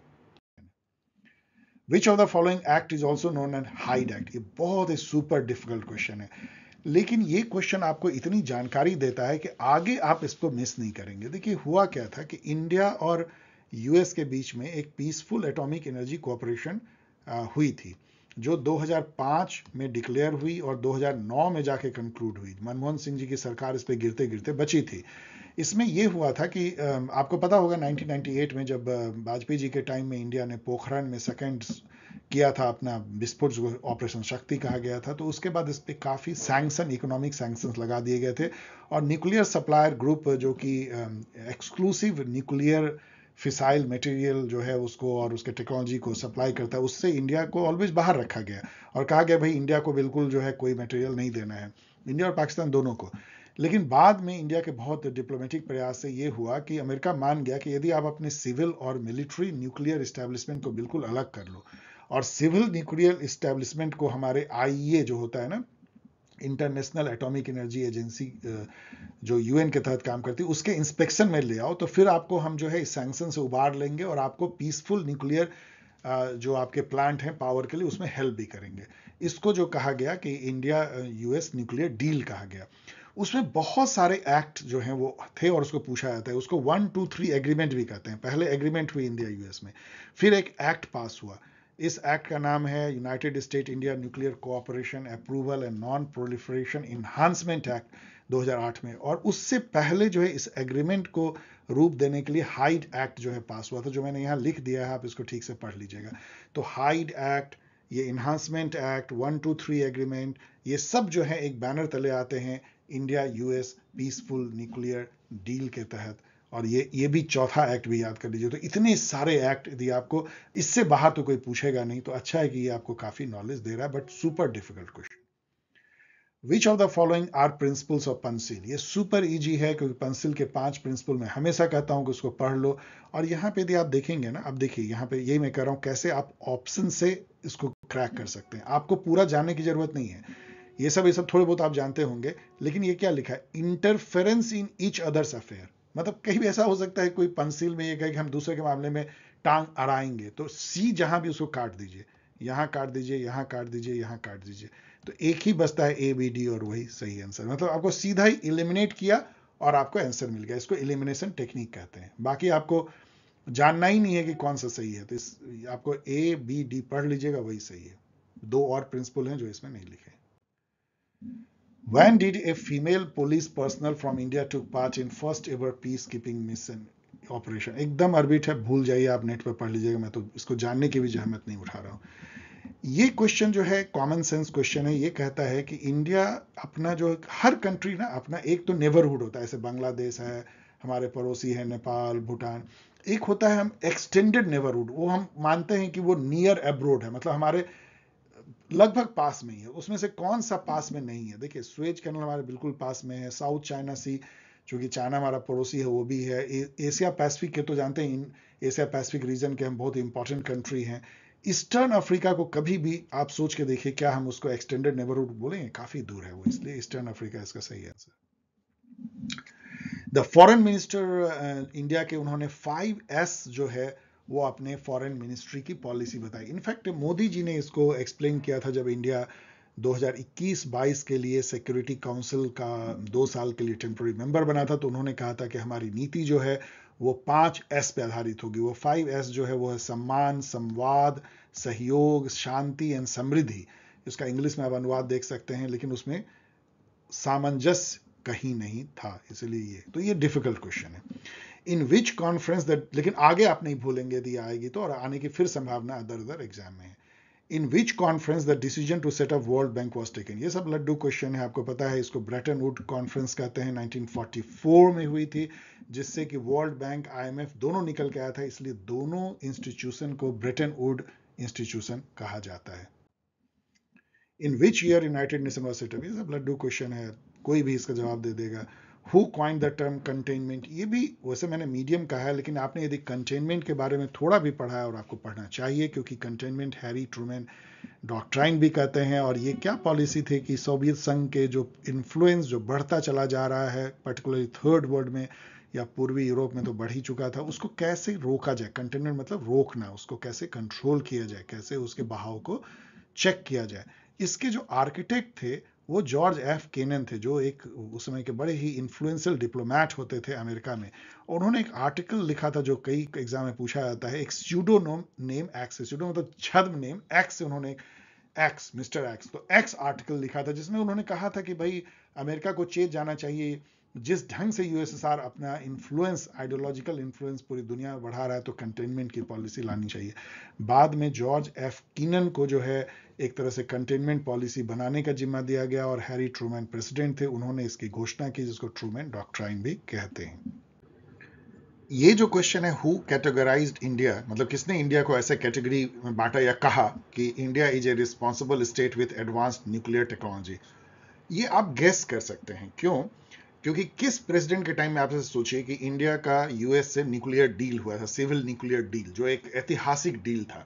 इंडिया में उस टाइम मनमोहन सिंह थे, और ये 2005 से लेकर 2008 के बीच में हुई थी। काफी सारे इसमें एग्रीमेंट्स और एक्ट अमेरिका में वो पास हुए थे, 1, 2, 3 एग्रीमेंट साइन हुआ था, और फाइनली 2008 में जो है ये डील जो है फाइनल हुआ था। उस डील में ये था कि इंडिया को अमेरिका मदद करेगा उसके न्यूक्लियर पावर प्लांट या सिविल यूज यदि कोई करना हो, मतलब नॉन मिलिट्री यूज के लिए, और इंडिया को इसके एवज में अपने सारे न्यूक्लियर प्लांट को इंटरनेशनल एटॉमिक एनर्जी एजेंसी के इंस्पेक्शन के अंदर डालना होगा। तो ये डील थी बेसिकली। उस समय में अमेरिका के राष्ट्रपति जॉर्ज डब्ल्यू बुश जूनियर थे, याद रखिएगा, इनके फादर भी प्रेसिडेंट होते थे सीनियर। तो ये ओबामा के पहले थे, तो इसलिए आप ये गेस कर सकते हैं कि ये बात जो है बुश ने कही होगी, क्योंकि ये न्यूक्लियर डील से रिलेटेड है, इसलिए इतना डिफिकल्ट नहीं है। What are the core values of Indian foreign policy, इसमें देखिए ट्रिक क्या है, यहाँ एलिमिनेशन ट्रिक कितना अच्छा काम करता है।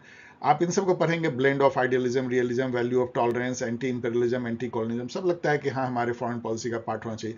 लेकिन टेरिटोरियल एक्सपेंशन, कि हम जो है हमेशा बढ़ना चाहते हैं, हड़पना चाहते हैं जमीन दूसरे का, ऐसा कोई बोलेगा क्या? ये आउटलैंडिश स्टेटमेंट है जो बिल्कुल ही गलत होगा किसी भी फॉरेन पॉलिसी में, कोई कहेगा भी नहीं। तो डी को यदि हम देखें तो यहाँ पे कट गया, यहाँ है, मतलब ये पूरा एलिमिनेट कर देता है, कि एक ही ऑप्शन छोड़ता है आपको, वो है ए बी सी ओनली। तो यहाँ पे लेकिन एक प्रॉब्लम आती है कि यहाँ पे नेबरहुड फर्स्ट डिप्लोमेसी जो है वो भी छूट जाता है, जो कि नहीं छूटना चाहिए। इसके चलते ये क्वेश्चन डाउटफुल भी हो जाता है, क्योंकि नेबरहुड फर्स्ट भी हमारी पॉलिसी जो है रही है, कोर वैल्यू। लेकिन जो ये कोर वैल्यू, अब इसको क्या कहा जाए, चलिए मतलब इसके अनुसार से एलिमिनेशन के साथ डी तो हो नहीं सकता, तो ए बी सी सही लगता है। Which of the following are strengths of globalization, ये इसमें मैंने क्वेश्चन मार्क किया है, इसको भी आप चैलेंज कर सकते हैं, लेकिन फिर भी, क्योंकि ग्लोबलाइजेशन ने रिच और पुअर कंट्री के बीच में और रिच और पुअर क्लास के बीच में ग्लोबली जो है वो खाई बढ़ा है। सभी जानते हैं कि न्यू लिबरल ग्लोबलाइजेशन ने रिच को और रिच बनाया है, पुअर को पुअर, रिलेटिवली हम बोल रहे हैं खाई जो है बढ़ गई है। इसलिए ये भी स्टेटमेंट सही होगा। इनका स्टेटमेंट है कि ए बी सी सही है, डी ई गलत है। तो चलिए आप मान सकते हैं, लेकिन मुझे लगता है पढ़ लीजिएगा, ये सब बहुत ही ऑब्वियस है ये सब। मुझे लगता है कि डी भी सही होना चाहिए। चैलेंज कर सकते हैं यदि आपको मूड हो, अदरवाइज मान लीजिए सर झुका के, थोड़ा गड़बड़ तो है इसमें। Which of the following are not the features of cold war, ये सब तो बहुत आसान क्वेश्चन होना चाहिए। यहाँ पे देखिए दो गलत है, तो न्यूक्लियर आर्म्स रेस हुआ था, प्रोपेगेंडा वॉर था, ये दोनों यदि सही है ए और बी तो बाकी दो तो गलत होंगे ही। There was economic blockade against the non aligned country, ऐसा कुछ नहीं हुआ था। Third world country directly involve नहीं थे, इनडायरेक्ट वो स्यूडो वॉर होता था। तो ए बी जो है वो सही है। अब आइए एजर्सन रीजन क्वेश्चन देखते हैं। आपको पता है इस क्वेश्चन का स्ट्रक्चर क्या है, कई बार मैंने बताया है। एजर्सन एक स्टेटमेंट है, रीजन भी एक स्टेटमेंट है, लेकिन वो देखा मतलब ये चेक करना है कि क्या वो एजर्सन को सपोर्ट करता है या एक्सप्लेन करता है या नहीं। एजर्सन है, ever since the end of world war II international environment have been dominated by the American relation with the Soviet Union characterize as cold war. ये तो कोई बोलेगा ट्रू है, मैटर ऑफ फैक्ट है। रीजन कहता है the cold war coloured not only American and American aligned nations relation with the Soviet Union and latest allies, but relation of the US and its allies with other non-aligned nation as well। ये बिल्कुल सही है, क्योंकि आपको पता है कि उस समय में इवन इंडिया यूएस का रिलेशन इस बात पे होता था कि क्या इंडिया सोवियत रूस की तरफ झुका हुआ तो नहीं है। 1971 वॉर में ये दिखा भी, यदि इंडिया उधर झुका हुआ है तो पाकिस्तान को चलो इधर झुका लो। इस तरह से जो है नॉन अलाइंड कंट्रीज के साथ भी जो है रिलेशन यूएस का उसके चलते होता था, उसके चलते इंटरनेशनल एनवायरनमेंट पूरा ही अफेक्ट होता था। तो इसको एक्सप्लेन भी कर रहा है। तो मेरे हिसाब से ए सही आंसर है, दोनों सही है और ये उसको एक्सप्लेन भी करता है। अब यहाँ स्टेटमेंट है, इसमें कोई एक्सप्लेनेशन का मतलब नहीं है, केवल ये देखना है कि दोनों स्टेटमेंट करेक्ट है इनकरेक्ट है। पहला स्टेटमेंट है, problem of global environment change could not have existed without modern technologies and population density. ये बिल्कुल सही है, ये तो कोई भी कॉमन सेंस से बोलेगा कि इतना जो ह्यूज पॉपुलेशन प्रेशर है अर्थ पे और जो मॉडर्न टेक्नोलॉजीज है वही जो है हमारे क्लाइमेट चेंज एनवायरमेंटल डिग्रेडेशन का मेन कारण है। Problem of climate change are difficult to address because they involve both intra and intergenerational collective action problem। Yes, क्योंकि इन्वायरमेंट किसी एक कंट्री के बाउंड्री से लिमिटेड नहीं है। यदि ओजोन में होल हो रही है, यदि टेम्परेचर मान लीजिए एटमॉस्फेयर का बढ़ रहा है, तो कोई एक कंट्री कुछ भी नहीं कर सकता जब तक कलेक्टिव एक्शन नहीं कर रहा। और इंटरजेनरेशनल है, इस जनरेशन को आगे आने वाले भविष्य के आने वाले जनरेशन के बारे में भी चिंता करनी होगी। उसके लिए भी कुछ रिसोर्सेज और अर्थ को उस हालत में छोड़ देना होगा जिससे कि वो जिंदा रह पाए। तो ये स्टेटमेंट में बिल्कुल सही है, दोनों स्टेटमेंट करेक्ट है। ये ऑप्शन 1 करेक्ट होता है, या ए। अब ये जो क्वेश्चन है ये कॉमन सेंस का है। देखिए पहला जो इसका स्टेटमेंट है कि both IMF and IBRD, IBRD मतलब कि वर्ल्ड बैंक में 5 संस्था है, उसमें मेन जो है वो international bank of reconstruction and development इस टाइप की है, पूरा फुल फॉर्म देख लीजिएगा। तो IBRD है, IDA है, इंटरनेशनल डेवलपमेंट ऑर्गेनाइजेशन है, काफ़ी सारे उसमें जो है मल्टीलैटरल गारंटी ऑर्गेनाइजेशन है। तो वो जो है 5 ऑर्गेनाइजेशन मिल करके वर्ल्ड बैंक ग्रुप कहलाते हैं, जिसका मेन जिसको हम वर्ल्ड बैंक कह सकते हैं वो IBRD है। तो both IMF and IBRD have headquarters in Washington. तो ये बात जो है बिल्कुल सही है। इनफैक्ट वॉशिंगटन में भी दोनों के जो बिल्डिंग है वो आमने सामने है, IMF का यहाँ और रोड के इस साइड में वर्ल्ड बैंक। ऐसा क्यों है? क्योंकि दोनों जो है ब्रेटन वुड इंस्टीट्यूशंस कहलाते हैं। जो ब्रेटन वुड में जो कॉन्फ्रेंस हुई थी 1944-45 में, उससे ये दोनों निकल के आए थे। तो दोनों के हेडक्वार्टर भी आमने सामने, तो ये तो ट्रू है। अब यहाँ India's vote share in IMF is 10%। अब देखिए क्या है ना, वहां पे थोड़ा सा आपको पता होना चाहिए IMF का स्ट्रक्चर, वोटिंग स्ट्रक्चर, कि वहां पे जितना आपका कंट्रीब्यूशन है उसके फंड में IMF में जितना, उतना ही लगभग परसेंटेज ऑफ वोट है। इंडिया क्या 10% दे पाएगा? 10% इज सच ह्यूज, शायद जापान के भी उतना नहीं है। तो इसीलिए इसको आप करीब 2-3% साइड इंडिया का चेक कर लीजिएगा। तो ये आपको कॉमन सेंस से फॉल्स लगना चाहिए, वैसे डिफिकल्ट है, आसान नहीं। ये भी उतना ही आसान है। IPKF जो है राजीव गांधी ने भेजा था श्रीलंका में, तो A का 2 और A के 2 से ही क्रैक हो जाता। आगे मैच कर लीजिएगा, वेरी वेरी इजी। ये भी उतना ही आसान है। 1955 में बांडुंग हुआ था, तो A का 1 और इसी से हो जाता है क्रैक, आगे मिला लीजिएगा। ये तो बिल्कुल मैं कुछ भी नहीं कहूंगा, ये इतना डिफिकल्ट है, मतलब अरबिट है। आप इसको नेट पे देख लीजिए, कौन पहले आया कौन बाद में एक्ट। उतना ही अरबिट ये भी है कि हमारे इंडियन एयरफोर्स ने कौन सा किया पहले, कौन सा। इन सबको तो आप छोड़ दीजिए, मुस्कुराते हुए छोड़ दीजिए, आगे बढ़ जाए, कोई दिक्कत नहीं है। गेस कर लीजिए, लास्ट में जब 10 क्वेश्चन बचे तो सब में A B SEC कर दीजिए। आपको लॉ ऑफ एवरेजेस से जो है 1/4 सही हो जाएगा। आप मुस्कुराते हुए 4-5 नंबर एक्स्ट्रा ले आएंगे। ये भी उतना ही डिफिकल्ट है। अब यहाँ पे ये पूछ रहा है कि ब्रिक की समिट जो है पहले कहाँ हुई, पहले कहाँ हुई, इस तरह से। अब इसमें बीजिंग में जो है वो तो सबसे लास्ट में हुई थी, क्योंकि देखिए वर्चुअल समिट है तो ये कोरोना काल में हुआ होगा, इससे बाद में तो नहीं हुआ होगा। लेकिन प्रॉब्लम ये है कि D3 में है, तो इसलिए आपको जानना पड़ेगा उसके बाद क्या हुआ। आप जान लीजिए, आप इसको, इसमें सबसे पहले डरबन में हुआ था, ठीक है, सी से स्टार्ट होता हुआ जो है, एनीवेज। लेकिन इसमें एक इंपॉर्टेंट बात मैं आपको बताऊं कि ब्रिक्स में इस टाइप का है कि पहले ब्राजील में भी होता है, तो फिर रसिया में होगा समिट, उसके बाद इंडिया में होगा, फिर चाइना में होगा, फिर साउथ अफ्रीका में होगा, फिर रिपीट होगी ब्राजील में। ये क्रम यदि आप याद रखेंगे तो आपको बहुत सारे आंसर इसमें मिल जाएंगे।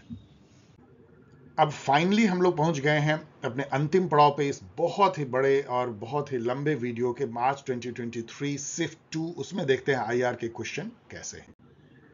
फर्स्ट क्वेश्चन देखिए, who gave the idea of a world economic system comprising 3 concentric ring of core, semi periphery and periphery? Capitalist core, जो ट्रांजिशन इकोनॉमी, एंड फिर under developed third world semi periphery. तो ये देने वाले आपको पता है वर्ल्ड सिस्टम थ्योरी जो है, world system theory Immanuel Wallerstein का। Given below two statement, one is labelled assertion A and other is reason R. Assertion है, after end of cold war there was a rapid transition from a bipolar system to a unipolar system. ये बिल्कुल सही हुआ, मतलब कुछ सालों के अंदर ही जो है यूएसएसआर तो बिल्कुल ढह चुका था और अमेरिका जो है वो एक वर्ल्ड हेजमन बन के उभरा, तो ये ट्रू है। और ये देखिए रीजन है the collapse of Soviet power in Eastern and Central Europe and later the end of USSR itself were the reason for the change into a unipolar system। तो ये अपने आप में सही भी और एकदम बिल्कुल इसको एक्सप्लेन कर रहा है। ये टिपिकल क्वेश्चन ऐसा होना चाहिए यदि ए ऑप्शन सही है तो।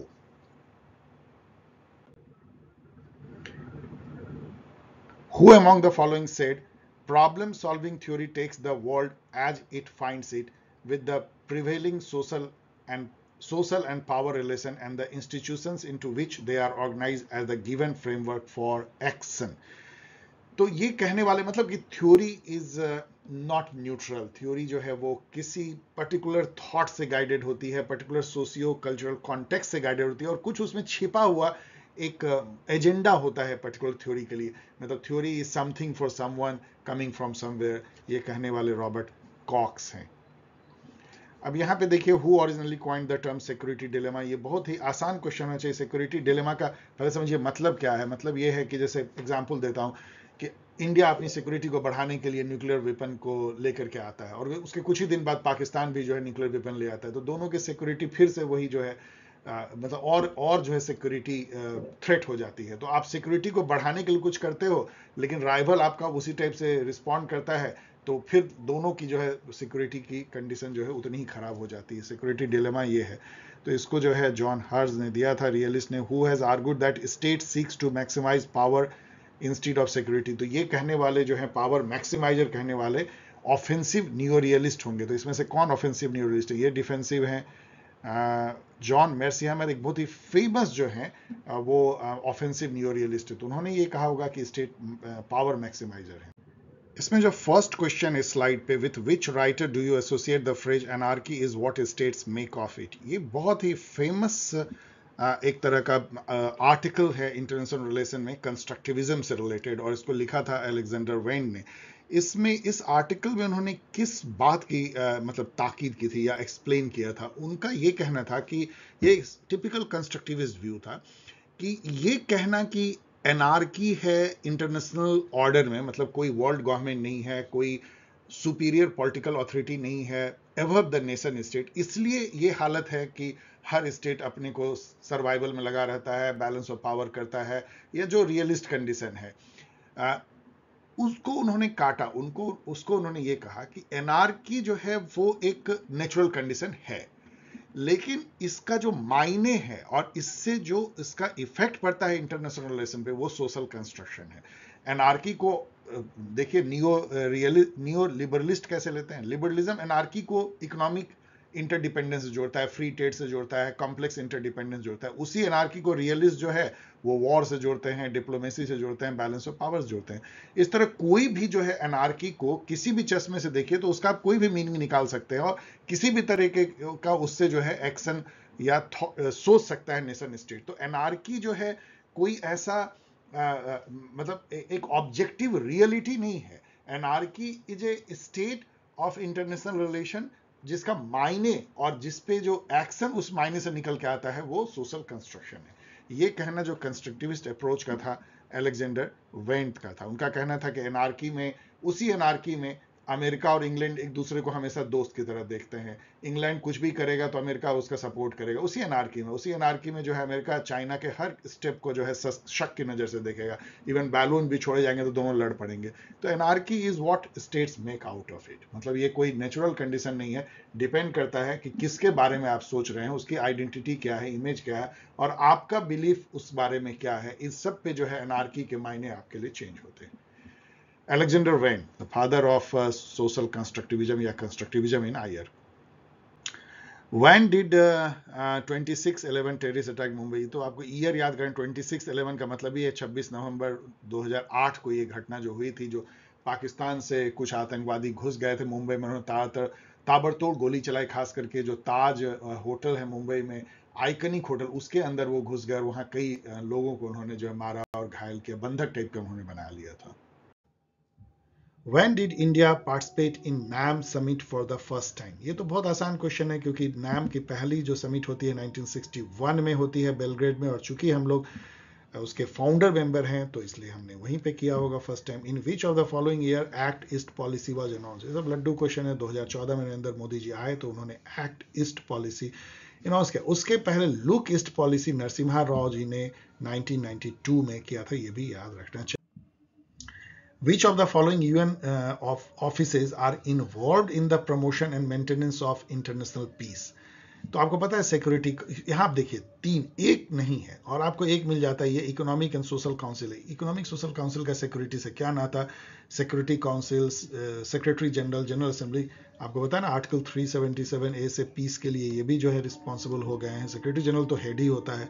तो ABC, बहुत आसान क्वेश्चन ये सब है, उसे मैंने मीडियम लिखा है। अच्छा, आपसे बात करते करते मुझे ये याद नहीं रहा कि हम लोग प्रवेश कर चुके हैं कॉम्प्लेक्स टाइप के क्वेश्चन में। आपने शुरू में देखा 30-40 क्वेश्चन सिंपल थे, केवल एक ही ऑप्शन सही था। अब हम लोग मल्टीपल ऑप्शन सही में आ गए, जो थोड़ा डिफिकल्ट होता है। Which are important conclusion of L Richardson statics of deadly को? ये सब ऑर्बिट क्वेश्चन है, आप इसको पढ़ लीजिए, इसका सही आंसर ये है, बाकी इस पर रिसर्च कर लीजिए। इस तरह क्वेश्चन को बस स्माइल करके आगे बढ़ जाइए।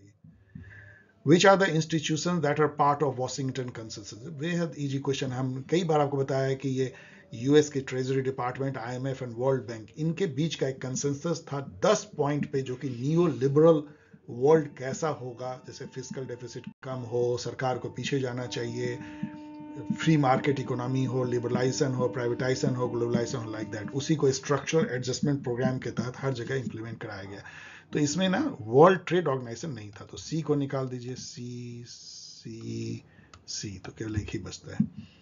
विच of the following principles are related to India's nuclear doctrine? आप इसको पढ़ लीजिएगा, बहुत अच्छा ये आपको नॉलेज देता है। लेकिन यहाँ पे आइए, ये कहता है कि इंडियाज न्यूक्लियर डॉक्ट्राइन, यहाँ पे देखिए, the nuclear command authority is the sole body which can authorise the use of nuclear weapon. ये स्टेटमेंट अपने आप में इतना स्टैंडर्ड स्टेटमेंट है कि देखिए, एक व्यक्ति के हाथ में हम बटन नहीं दे सकते, कोई व्यक्ति हो, चाहे प्राइम मिनिस्टर भी हो, तो लेकिन एक कमांड अथॉरिटी, एक authority, of course prime minister उसको हेड करेंगे, उसको ये जिम्मेदारी देनी चाहिए, क्योंकि एक आदमी का दिमाग वैसे हालत में, क्राइसिस में सही काम नहीं भी कर सकता। अब यहाँ पे देखिए क्या है, अब यहाँ पे आप देखेंगे तो एक न एक आपको गलत, एक या दो गलत करना है।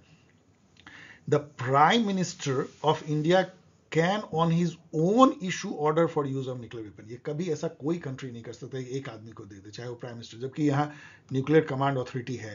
तो इसलिए डी को आप हटा दीजिए, डी रॉन्ग है। तो डी जिसमें भी है उसको आप हटा दीजिए, यहाँ पे, यहाँ पे, यहाँ पे, तो ABC। तो बहुत आसान से इसको आप कर सकते हैं, कॉमन सेंस। यहाँ एजर्सन रीजन क्वेश्चन चलिए देखते हैं, दोनों ही स्लाइड में वही है। एजर्सन है फर्स्ट क्वेश्चन का, the United states of America became a more dominant power after world war II। कौन बोलेगा नहीं, अभी हम लोगों ने देखा, इसको एनालाइज किया। After the second world war most of the imperial power decline. जितना भी आपको ऑटोमन एम्पायर ढह चुका था, रसियन एम्पायर ढह गया, जो ब्रिटिश एम्पायर था सबसे बड़ा वो ढह गया। तो बिल्कुल सही है, उसके चलते जो है ये डेमोक्रेसी होते हुए भी आया, और ये इसको एक्सप्लेन भी करता है। नेक्स्ट क्वेश्चन देखिए, assertion, health issues are central to MDG, जो मिलेनियम डेवलपमेंट गोल जो 2000 से 2015 के बीच में होनी थी यूनाइटेड नेशन के तत्वाधान में, वो तो अब खत्म हो गई। अब तो सस्टेनेबल डेवलपमेंट गोल है SDG, जो कि 17 हैं, और उसका टाइमलाइन जो है 2030 है, तब तक पता नहीं, देखिए वो 17 को भी जरूर ब्राउज कर लीजिए। ये 8 यहाँ लिखे गए, इसमें देख सकते हैं 3 जो है वो हेल्थ से रिलेटेड था, इसलिए health issue are central to MDG, ये सही है। 3 आउट ऑफ 8 तो ये भी सही है, तो ये इसको जो है एक्सप्लेन भी करता है कि 3 8 में से 3 है, तो इसलिए ये दोनों के जो है ए आंसर हैं, दैट इज फाइन। अब यहां देखिए स्टेटमेंट 1 है, स्टेटमेंट टाइप के दोनों क्वेश्चन, इसमें कोई आपको एक्सप्लेनेशन नहीं ढूंढना है। तो स्टेटमेंट 1 है, Alexander Wendt had identified, Alexander went का अभी हम लोगों ने जिक्र किया, कंस्ट्रक्टिविज्म के फादर एक तरह से। Alexander Wendt had identified 3 types of anarchies in the international system. उसी आर्टिकल में जहां उन्होंने कहा था कि anarchy what state make out of it, में उन्होंने ये कहा कि 3 टाइप की एनार्की देखी जा सकती है, एक लॉकियन एनार्की है, एक हॉब्सियन एनार्की है, जैसे, और तीसरी जो है कांतियन है। मतलब कांतियन एनार्की क्या है कि परपेचुअल पीस हो सकता है, इवन अनार्की में भी सब मिल करके जो है कलेक्टिव सिक्योरिटी कर सकते हैं। लॉक इन अनार्की है कि ठीक है आप परपेचुअल पीस ना भी करो तब भी बहुत ज्यादा लड़ाई झगड़ा नहीं होगा, आप नेचुरल रीजन से आप सोच पाओगे कि क्या करना ठीक रहेगा कि सामने वाले के साथ थोड़ा बहुत सोशियबली रह सके। और हॉब्सियन है war of all against all, जैसे अभी रसिया यूक्रेन कर रहा है, तो इस टाइप के डिपेंड करता है कि आप जो सामने वाले स्टेट को एनिमी देखते हो या फ्रेंड देखते हो, इस टाइप बातें उन्होंने कही थी, तो ये बिल्कुल ही सही है। और ये भी जान लीजिए कि 3 टाइप के एनार्की क्या था। Alexander went is idealist thinker नहीं, ये कंस्ट्रक्टिविस्ट थिंकर है, इसलिए ये फॉल्स है, 1 वाली सही है। ऐसा जो ऑप्शन होता है वो सी ऑप्शन सही होता है, ये 3 सही है। स्टेटमेंट 1 है, the core assumption of globalist. Globalist कौन होते हैं? जो ग्लोबोफाइल्स होते हैं, मतलब ग्लोबलाइजेशन के समर्थक, और जो ग्लोबोफोब्स होते हैं, स्केपिस्ट, वो ग्लोबलाइजेशन के अगेंस्ट होते हैं। तो ग्लोबलिस्ट इज दैट, उनका एजम्पशन ये है कि globalisation theoretically increases choices of consumer goods for all. Globalist हर तरह की बड़ाई करेंगे, इससे इकोनॉमिक डेवलपमेंट होता है, फ्री ट्रेड होती है, पूरे जो प्रॉस्पेरिटी है पूरे वर्ल्ड की वो बढ़ती है, एंड लाइक दैट सभी अच्छी अच्छी बातें करेंगे। तो ये भी कहेंगे। Globalist also maintain that globalization favours rich. ऐसी गंदी बातें वो क्यों कहेंगे? ये ग्लोबोफोब्स बोलेंगे। ग्लोबलिस्ट तो कॉमन सेंस आप समझते हैं कि ये फॉल्स है, ऐसा नहीं कहेंगे, वो हमेशा बड़ाई करेंगे। तो ये ट्रू, ये फॉल्स, तो अगेन जो है ये सी ऑप्शन या 3 ऑप्शन हो जाता है। साइलेंट स्प्रिंग रैचल कार्सन ने दिया था, कितनी बार मैंने भी बताया है, ए का 2 और ए के 2 से ही ये क्रैक हो जाता है, बाकी मैच कर लीजिएगा। सुपर, ये बहुत आसान है। अफ्रीकन यूनियन में 55 कंट्री, क्योंकि अफ्रीका में 55 सबसे ज्यादा। एक बात और जान लीजिए, अफ्रीका कंटिनेंट में सबसे ज्यादा कंट्री है, तो अफ्रीकन यूनियन में 55 है, सी का 4, और इसी से ये हो जाता है क्रैक। तो ये सब बहुत आसान है, वैसे आपको पता है यूरोपियन यूनियन में 27 है, आसियान में 10 कंट्री हैं, और संघाई एससीओ में जो है इंडिया पाकिस्तान दोनों है, और 8 कर सकते हैं। ये क्वेश्चन तो बहुत आसान है, क्योंकि आपको पता है कि डैग हैमरस्कोल्ड जो है ये सेकंड यूएन सेक्रेटरी जनरल थे स्वीडिश, जिन्होंने एक एक लाइन का बहुत विटी बात कही थी ट्रैगवे ली के बाद। तो ये ए से शुरू हुई हो सकता है, और तो सब बाद में आया, और ए से शुरू होता हुआ केवल एक ही है, तो ये सुपर इजी हो जाता है, सुपर इजी। आइए अब जून 2023 के शिफ्ट 1 के आईआर के पेपर, आईआर के क्वेश्चन को देखते हैं। ये यहाँ बताना जरूरी है कि जून 2023 का पेपर खासा टफ था, इसमें कट ऑफ भी जो है लो गया था, इनफैक्ट 100 से भी नीचे।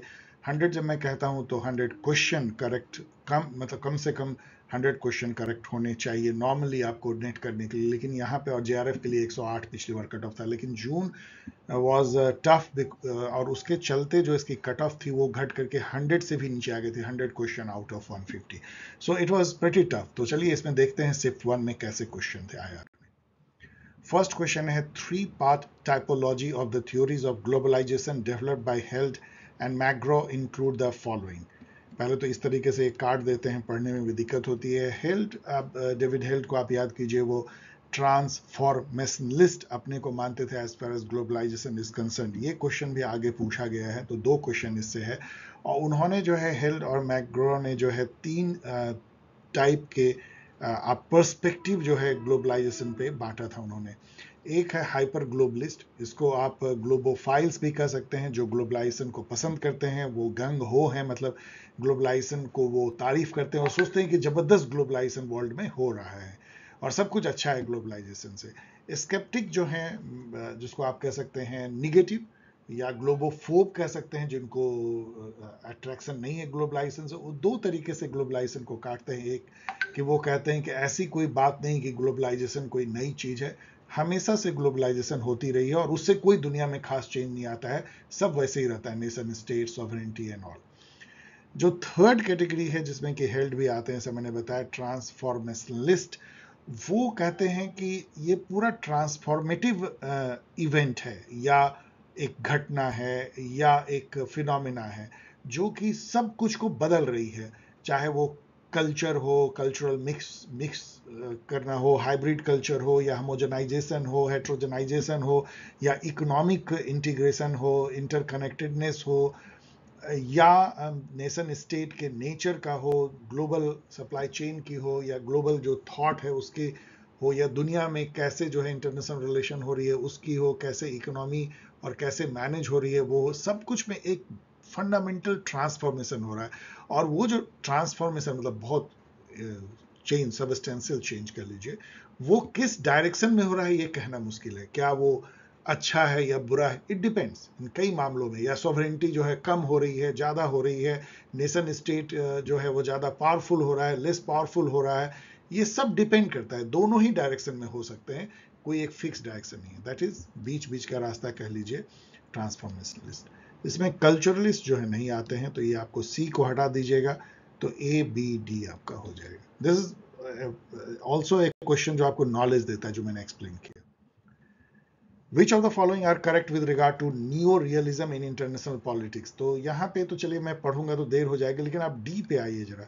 The security dilemma can be called as building up stores of military weapons for offensive purpose. ये इसका गलत डेफिनेशन है।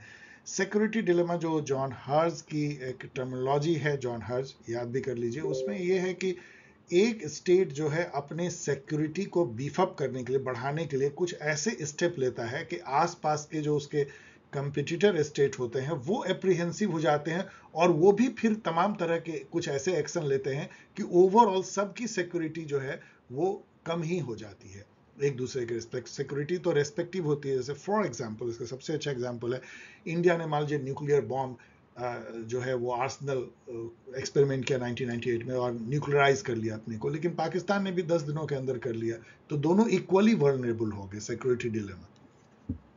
तो यदि आप डी को निकाल दीजिए, तो यदि डी डी डी तो ए बी सी, इसका मतलब कि न्यू रियलिज्म में जो है A B C, internationalist anarchy necessarily tend towards tension, conflict and possibility of war. Anarchy का ये मतलब रियलिज्म निकालती है। International anarchy results in system of self help, ये तो सब जानते हैं कि statism, self help and survival, ये 3S जो हैं रियलिज्म के 3S हैं। Conflict is encouraged by the fact that states are primarily concerned about maintaining their position relative to other state, तो सब कुछ रिलेटिव होता है रियलिज्म में, तो ये तीनों सही है। यहाँ पे देखिए एक वन ऑफ क्वेश्चन इस टाइप का पूछ देते हैं, एनर्जी कंपनी और होस्ट कंपनी, तो इसको आपको गेस ही करना होता है, लेकिन यदि आपने थोड़ी वाइड रेंजिंग पढ़ाई की है तो आपको पता होगा कि आरमैको जो है सऊदी अरेबिया के, कई बार न्यूज़ में आती भी है कि रिलायंस का उसके साथ में कुछ टाई अप एंड ऑल। तो डी का 3 जो है आप कर सकते हैं, और डी के 3 से तो खैर एक ही गायब होता है, तो आपको और करना पड़ेगा। अब यहाँ देखिए चाइना को हम लोग साइनो बोलते हैं, साइनो पैक, तो ये चाइना केवल नेम से आप पकड़ सकते हैं, जो सी का 2, और सी के 2 से आपको यहाँ पे 2, आप 50-50 गेम खेल लेते हैं। और आगे बढ़िए तो पेट्रोनैस जो है, पेट्रोनैस आई थिंक मलेशिया की है, मैं अभी भी अंदाज से ही बोल रहा हूँ, शायद वही है क्योंकि टोटल फ्रांस की है, तो आगे मैच कर लीजिए। During whose government the look east policy was adopted? ये एक लड्डू आपको मिलता है, look east policy. We all know कि ये नरसिम्हा राव के टाइम में हुआ था, और बाद में मोदी जी ने उसको 2014 में एक्ट ईस्ट पॉलिसी में अपग्रेड कर दिया था, फिर वो एक्ट वेस्ट पॉलिसी या लुक वेस्ट पॉलिसी में लेके आते हैं। When is the International Day for Universal Access to Information celebrated? So arbit question, universal access, my god, who remember all this? चलिए ठीक है, 28 September. What is the name of the exercise project initiated by India to link Indian Ocean rim countries? तो ये जो है ये इस exercise को हम सागर कहते हैं। सागर जो है इसका फुल फॉर्म है security and growth for all in the region, खास करके जो इंडियन ओशन रीजन है। तो क्या है इसके बारे में पढ़ लीजिएगा, ये सब वन ऑफ क्वेश्चन है। यहाँ प्रोजेक्ट मौसम है, तो ये जानना इंटरेस्टिंग होगा कि ये एक कल्चरल प्रोजेक्ट है जो मिनिस्ट्री ऑफ कल्चर इंडिया की करती है। इसका एम ये है कि मतलब जो इंडियन ओशन में जो कंट्री हैं वो कल्चरली जो है आपस में एक्सचेंज करें, जुड़े और उससे एक कम्युनिटी बनाएं, क्योंकि हम सब जो है इंडियन ओशन के रिम पे बेस्ड जो है कंट्री है। नेक्स्ट क्वेश्चन देखिए, who is the author of why there is no international theory. और ये बहुत फेमस बुक है, इंग्लिश स्कूल के जो मार्टिन वाइट हैं उन्होंने ये लिखा है। और यहाँ पे एक बात और आप जान लीजिए कि मार्टिन वाइट वो थिंकर थे जिन्होंने की एक सिंथेटिक आईआर की थ्योरी बनाने की कोशिश की इंग्लिश स्कूल के बैनर के तले, जहाँ की उन्होंने इमैनुअल कांत की उन्होंने जो है थॉट लिया, उन्होंने ह्यूगो ग्रॉटियस का भी थॉट लिया, और मुझे लगता है थर्ड शायद हॉब्स की भी उन्होंने थॉट को लिया, और तीनों को मिला करके उन्होंने एक सिंथेटिक थ्योरी बनाने की कोशिश की। वैसे भी आपको पता होना चाहिए कि इंग्लिश स्कूल जो है वो बीच बीच का एक तरह की मिडिल पाथ थ्योरी है, जो रियलिज्म और लिबरलिज्म के बीच की जैसी दिखती है। मार्टिन वाइट, यहाँ रॉबर्ट कॉक्स दिखते हैं, क्रिटिकल थिंकर, न्यू मार्क्सिस्ट, जिनकी बुक है production, power and world order, जरूर याद रखिएगा। अलेक्जेंडर वेन जो है वी ऑल नो कि वो कंस्ट्रक्टिविज्म के एक तरह से फादर हैं। कांति बाजपेयी मुझे लगता है रियलिस्ट थिंकर है। Who among the following holds the view that the globalization is transformationalism? ये तो मैंने आपको बताया कि डेविड हेल्ड। और देखिए कि दो दो क्वेश्चन जो है एक ही तरह के ये पूछ रहे हैं। हेंडरसन ब्रुक रिपोर्ट बिल्कुल आपको ऑर्बिट लगेगा, मुझे भी पता नहीं था कि ये चाइना वॉर में जब हम लोगों की एक तरह से हार जैसी हो गई थी 1962 में, तो इंडियन गवर्नमेंट ने ये बनाया था कमेटी, जिसकी रिपोर्ट को सार्वजनिक भी नहीं की गई कि क्यों ऐसा हुआ था, इंडियन आर्मी ने क्यों ऐसा परफॉर्म किया। तो ये 1962 साइनो इंडियन, यहाँ भी साइनो देखिए, sino Indian war. When Open Skies Agreement between India and USA was signed, इसे बहुत डिफिकल्ट है, डेट याद रखना, 2005 में हुआ था, डिफिकल्ट। इनफैक्ट 1992 में जो है यूएसए ने कई कंट्री के साथ ओपन स्काई पॉलिसी किया था। ओपन स्काई पॉलिसी क्या होती है, मतलब एक्सेस आपको मिलता है उसके स्काई में, वहां से फ्लाई करने की। नेक्स्ट क्वेश्चन देखिए, Beijing consensus in international development debates relate to.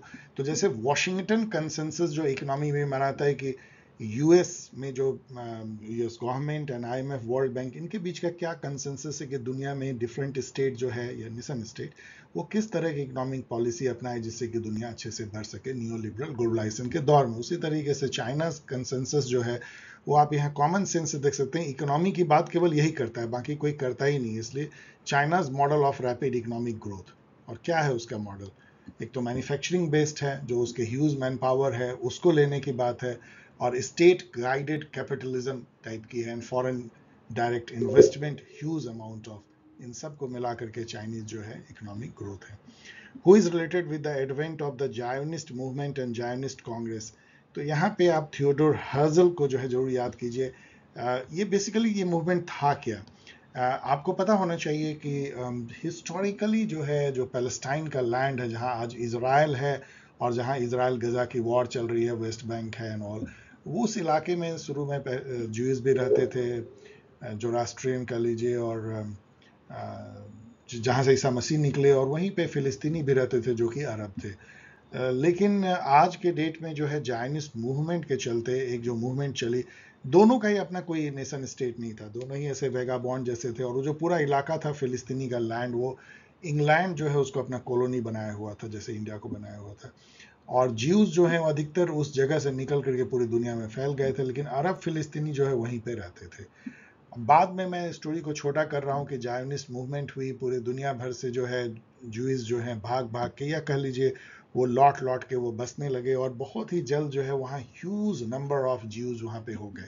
इससे आप समझ सकते हैं कि फिलिस्तीनी के साथ उनका ताना तानी हुआ, क्योंकि दोनों अगल बगल रहते थे, जेरूसलम शहर को दोनों अपना मानते हैं, वहाँ पे उनकी भी पवित्र भूमि है बेथलहम, जहाँ ईसा मसीह का जन्म माना जाता है, तो क्रिश्चियनिटी की भी है, जो राष्ट्रियन की भी है, और वहाँ अल मॉस्क है, अल अस्क मॉस्क है वो। तो ये तीनों ही, और आपको ये भी बताना चाहिए कि तीनों जो हैं, जो राष्ट्रियन या ज्यूज और क्रिश्चियन और इस्लाम, ये तीनों अब्राहम रिलीजन माना, अब्राहमिक रिलीजन माने जाते हैं।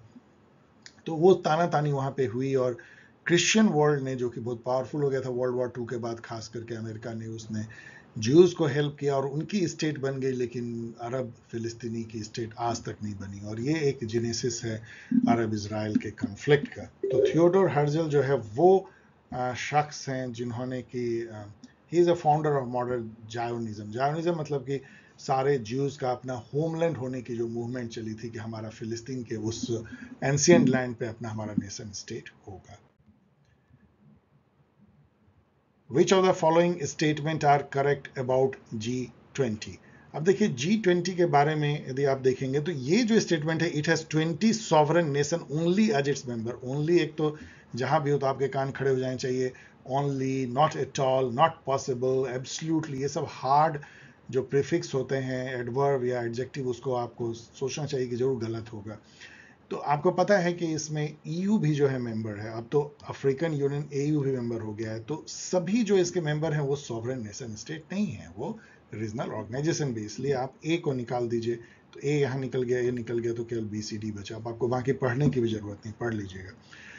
अब ये क्वेश्चन इतना अरबिट है कि जो ह्यूमैनिटेरियन इंटरवेंशन हुए हैं, मतलब कि जहां ह्यूमन सिक्योरिटी दांव पे है, वहां नेशनल सॉवरेनिटी को बाईपास करते हुए इंटरनेशनल कम्युनिटी जो सहायता पहुंचाती है ह्यूमन की रक्षा के लिए, चाहे वो किसी भी नेशनल स्टेट में हो, उसको ह्यूमैनिटेरियन इंटरवेंशन कहते हैं। उसका जो नेम डिफरेंट दिया है, और उसमें भी आपको उसके क्रोनोलॉजी जो है पूछ रहे हैं। तो इसमें जस्ट मैं आंसर बता देता हूं, आगे इसको नेट पे इस तरह का पढ़ लीजिएगा।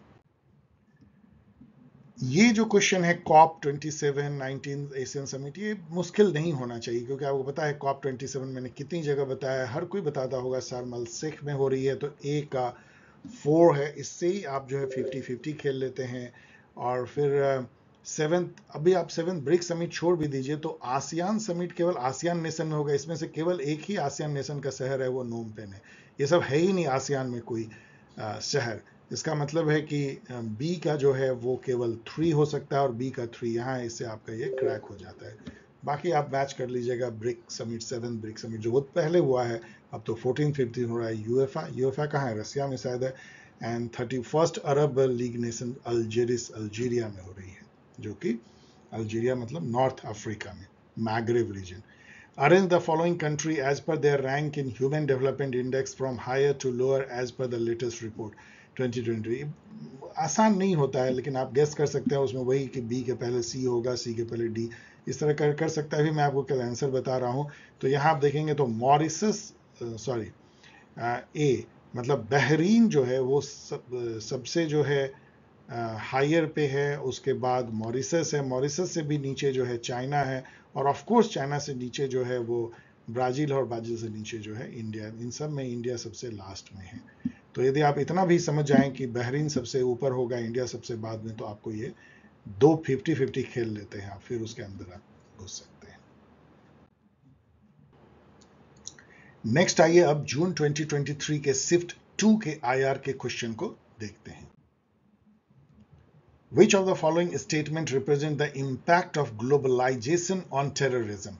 अब यहाँ पे जब आप इसको पढ़ते हुए आएंगे तो डी पे आके पटक जाएंगे। ये कहता है insurgent and terrorist group in Iraq and Syria have not built sophisticated improvised explosive device IED, improvised explosive device, and despite global access to resources। ये नॉट इसको सीधा गलत कर देता है। कितने इन्होंने आईडी बनाए, कितने आईडी इन्होंने फोड़े हैं वहां पे जो टेररिस्ट ग्रुप हैं। इसलिए डी को यदि आप हटा दें तो डी तो केवल बच जाता है ए, बी, सी और बी, सी।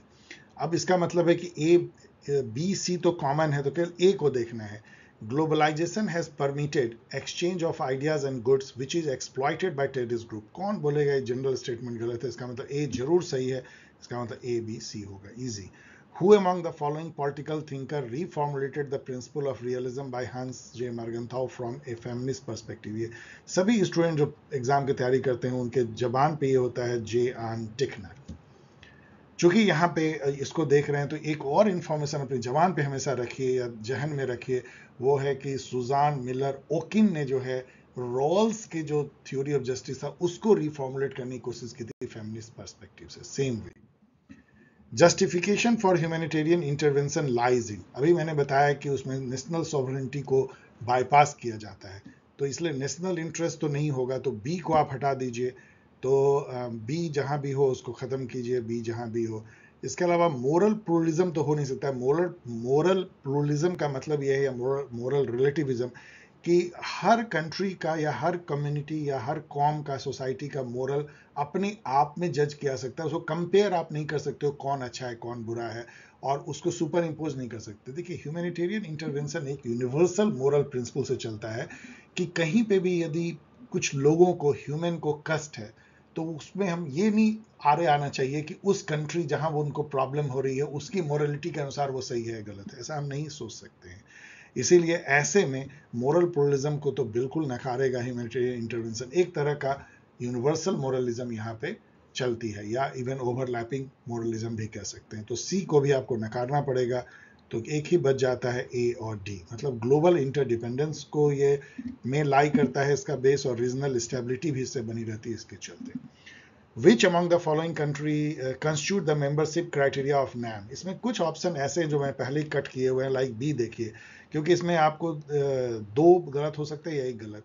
बी देखिए, the country should be member of multilateral military alliance concluded in the context of great power conflict. तो नो नो नो, नैम का मतलब ही है कि आपको मिलिट्री अलायंस का मेंबर नहीं होना है। इसका मतलब बी को आपको हटाना पड़ेगा। बी यहाँ हट गए, बी यहाँ हट गए, तो इन दोनों में ए कॉमन है। तो सी और डी में चलिए देखते हैं। The country should have adopted an independent policy based on coexistence of state. Of course ये सही लग रहा है, तो ए और सी तो सही है। अब चलिए डी को देखते हैं। If the country has granted military bases to a foreign power, कभी देना ही नहीं चाहिए। The concession should be in the context of great power conflict. Great power conflict के चलते आप अपना जो है मिलिट्री बेस दे देंगे फॉरेन पावर को, कभी नहीं, नाम का मेंबर नहीं बन सकते। इसलिए डी नहीं होगा, तो ए एंड सी ही केवल इसमें बचते हैं। इजी क्वेश्चन ये सब है। Which of the following agreement does not outline country specific emission target but emphasizes on climate change mitigation? ये था पेरिस क्लाइमेट एकॉर्ड, जिसमें एक कॉन्सेप्ट आया था nationally determined contribution, NDC. NDC एक वॉलेंटरी रेजिम है जिसमें कि हर कंट्री को क्लाइमेट चेंज को मिटिगेट करने के लिए जो कुछ भी वो कर सकते हैं वो बताना था कि आप क्या करेंगे। जबकि क्योटो प्रोटोकॉल में जो है कंट्री स्पेसिफिक इमिशन, जो ग्रीन हाउस गैसेस के इमिशन का टारगेट दिया गया था, पेरिस एग्रीमेंट ने उसको चेंज करके वॉलंटरी एनडीसी में कन्वर्ट कर दिया। यहाँ पे जो मैचिंग है ये खासा डिफिकल्ट है, क्योंकि ये आपको पूरी थ्योरी पढ़नी पड़ेगी कि फॉरेन पॉलिसी को क्या चीज डिटरमिन करती है। क्या किसी नेशनल लीडर का पर्सनैलिटी, या उसके कॉग्निशन, या जो पॉलिटिकल लर्निंग एंड ऑल। तो इसमें जो चार हैं, इसमें थ्योरी और चार थिंकर जिन्होंने दिया है, सभी ऑब्सक्योर हैं, बहुत नोन नहीं है, तो इसलिए मैंने सीधा इसका आंसर दे दिया, और आप इसको जाके नेट पे पढ़ सकते हैं। The idealist school of thought in international relations proposed to replace balance of power. तो balance of power was realist thought, और इसको जो है आइडियलिस्ट जो है परपेचुअल पीस या कलेक्टिव सिक्योरिटी जैसे से उसको चेंज करना चाहते थे। लेकिन यहाँ पे चूंकि वो नहीं है, तो बैलेंस ऑफ पावर को हम किससे करेंगे? वॉर से नहीं, सेक्रेट डिप्लोमेसी से नहीं, ऑटोक्रेटिक रूल से नहीं। तो इसमें जो है हम क्या कह सकते हैं? डिसआर्ममेंट कह सकते हैं। Replace balance of power bye disarmament, मुझे तो ये लगता है।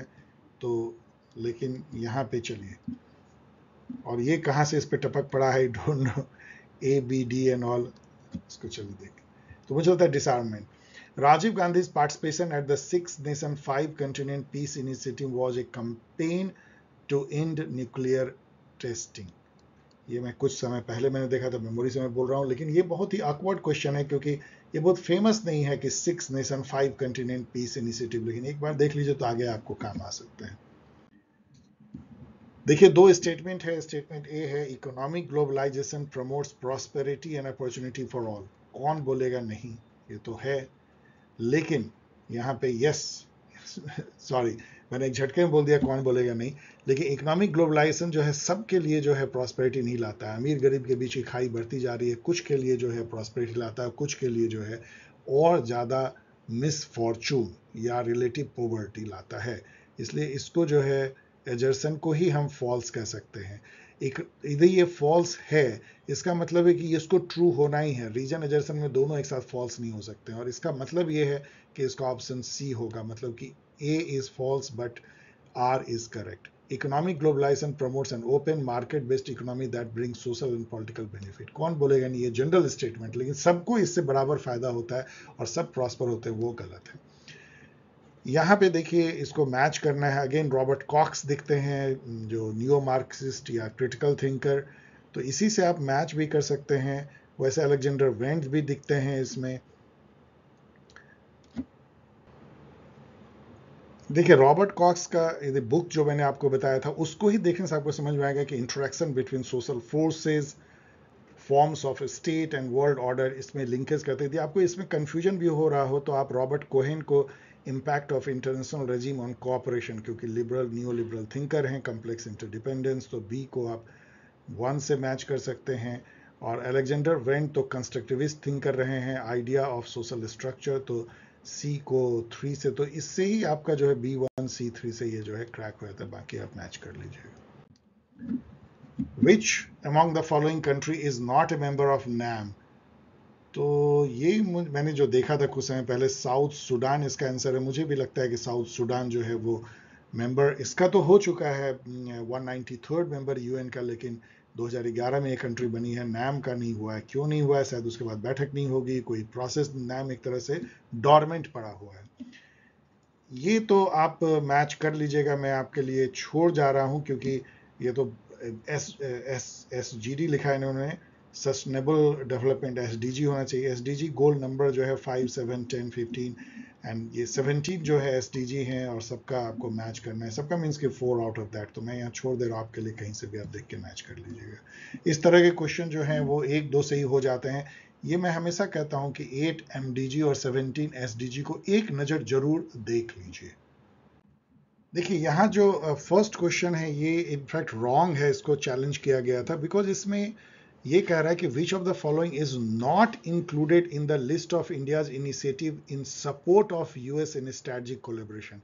मतलब इसका मतलब कि तीनों सपोर्ट होना चाहिए, जबकि इसमें से 2 स्टेटमेंट निगेटिव है। India did not offer support for US blah blah, India express opposition to President Bush blah blah, एक ही है केवल कि एक यूएस के साथ है। तो इसका मतलब क्या है? यदि 2 में अपोजिशन है तो और एक में जो है सपोर्ट है, तो आप कैसे चुनेंगे कि इसमें से कौन सा सपोर्ट नहीं है? ये दोनों ही सपोर्ट नहीं है, दोनों सपोर्ट तो हो ही नहीं सकते ना, क्योंकि दोनों ही खुद ही कह रहा है कि इंडिया डिड नॉट, बिना जाने आप कह सकते हैं this is not support.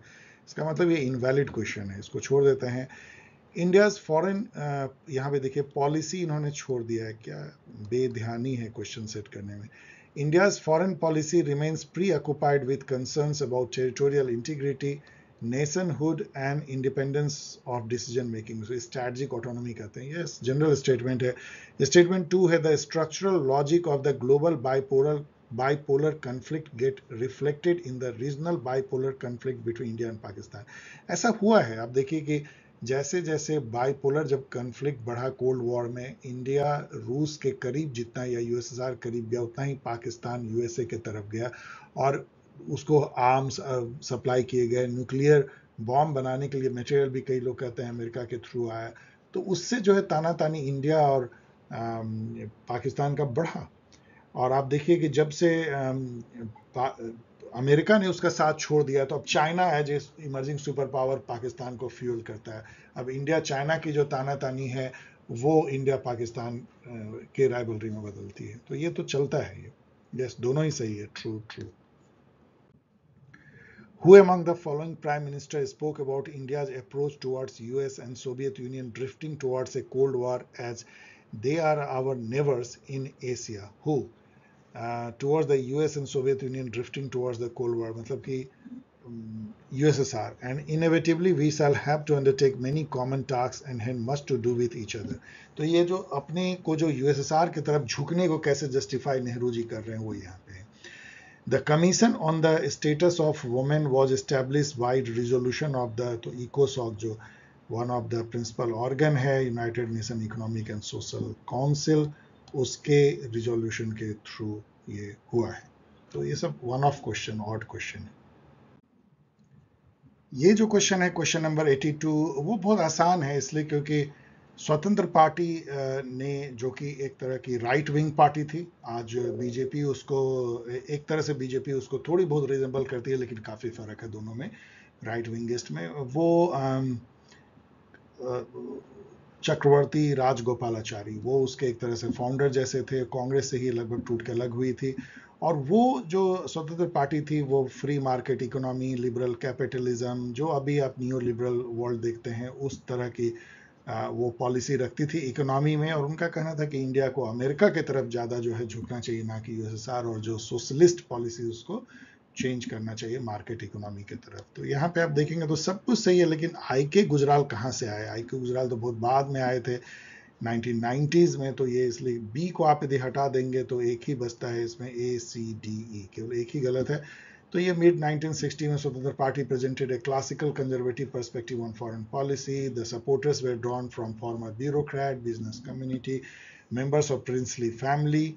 They united in their opposition to Nehru's Fabian economics. Fabian मतलब सोशलिज्म कह लीजिए। They believed in the forces of market and private enterprise। मैंने आपको बताया आसान क्वेश्चन हो सकता है, बिकॉज यहाँ आई के गुजराल देखे।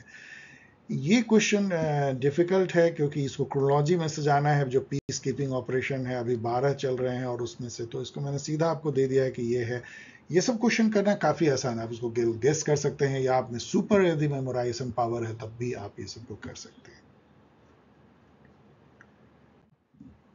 Which among the following statement represent the principles of just war? ये मैंने आपको केवल इसलिए दिया है कि यहाँ देखिए क्या एनटीए, अभी भी आज भी एनटीए न्यूज में है अपने बैड परफॉर्मेंस नीट एग्जाम को लेके। और अभी भी इसमें देखिए उन्होंने क्या किया है।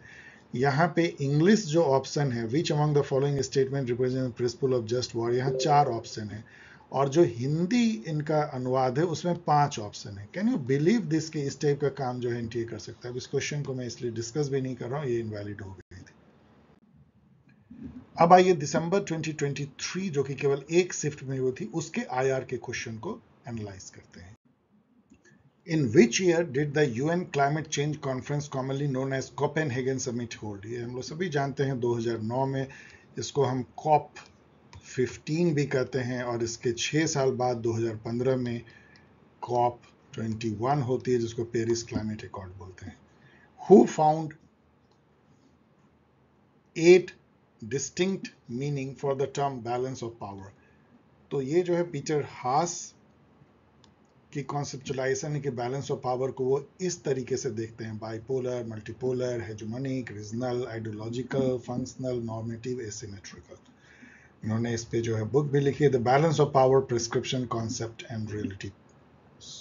Ernest Haas. Choose the correct statement from the following. अब ये चैलेंज, पहला क्वेश्चन है जो मुझे लगता है चैलेंज करने लायक है। क्यों? क्योंकि देखिए ये जो चैप्टर 7 है, ये तो सही इसने लिखा है कि इसमें जो है बाय फोर्स जो है United nation, of course security council के थ्रू, वो पीस इस्टेब्लिश कर सकती है, ग्लोबल पीस, तो ये सही है। उसी चैप्टर 7 में आर्टिकल 41 है, sanction measures do not involve the use of arm force. ये बिल्कुल सही है, जबकि इसका ऑफिशियल आंसर जो है इसको गलत काटता है। ये इसने ऑफिशियल आंसर दिया है जो इसको गलत काटता है। उस बेसिस पे ही आप इसको चैलेंज कर सकते हैं, दैट्स ऑल, कि आपका जो ऑफिशियल आंसर है वो बी को गलत काटता है, जबकि बी सही है। मैंने यहाँ आर्टिकल 41 लिखा है, देखिए क्या लिखा हुआ है, the security council may decide what measures not involving the use of arm force are to be employed to give effect to its decision, blah blah पढ़ लीजिएगा। तो इसका मतलब इसमें आर्म फोर्स का यूज नहीं है, इसलिए बी करेक्ट है।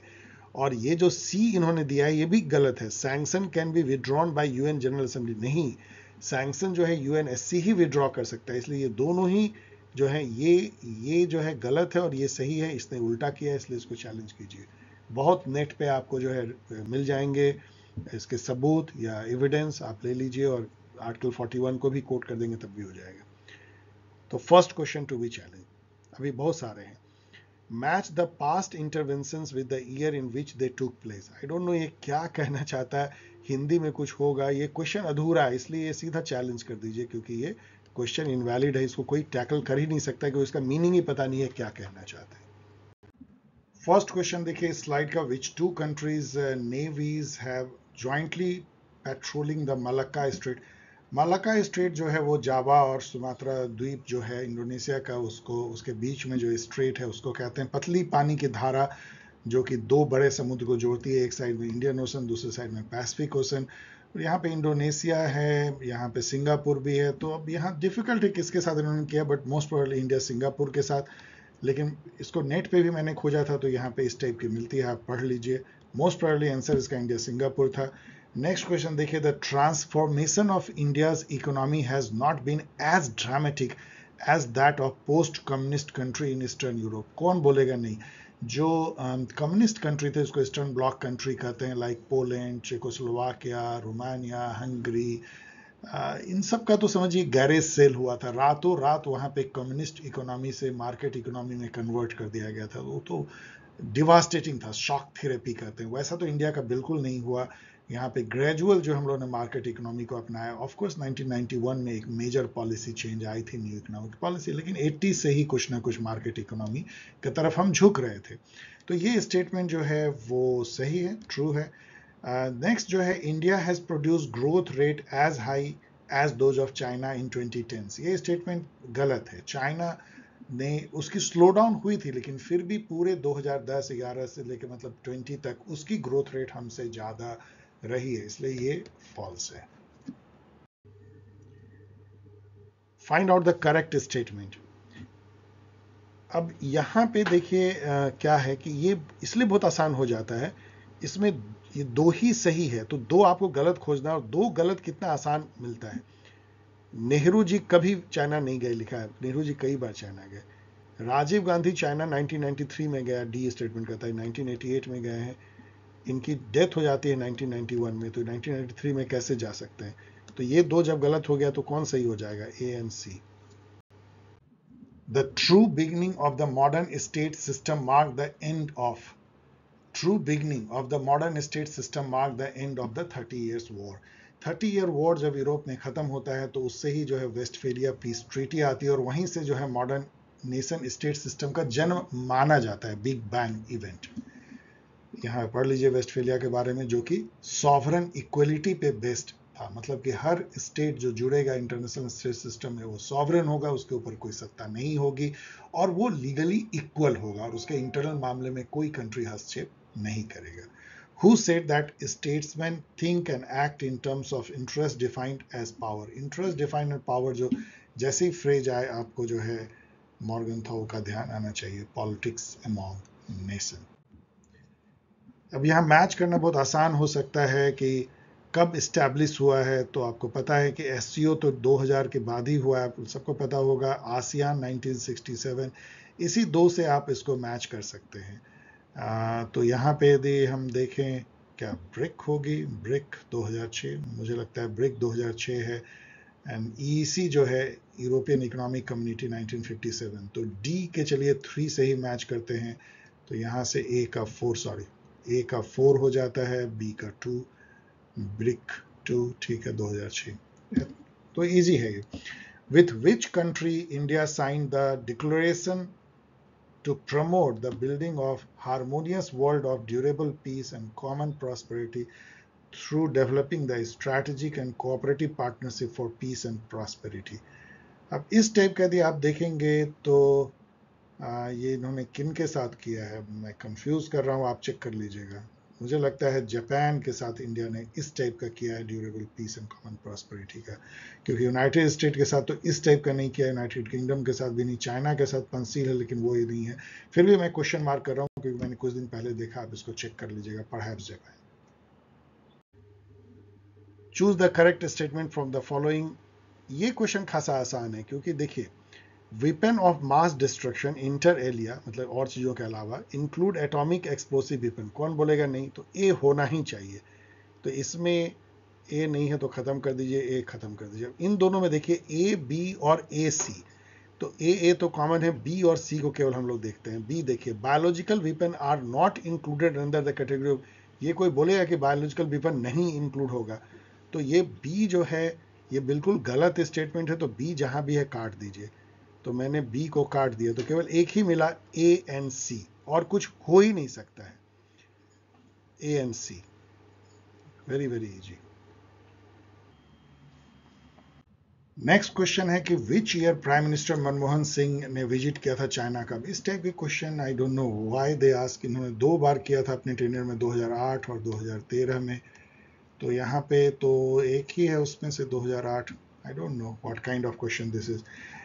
यहाँ पे देखिए, इंडिया हैज हिस्टोरिकली, एजर्सन है, India has historically been deemed a safe haven for refugee.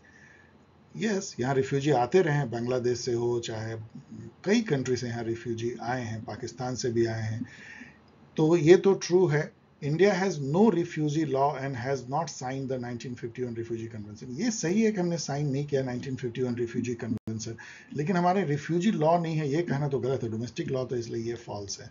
तो A is correct and R is false, इसका सही आंसर है।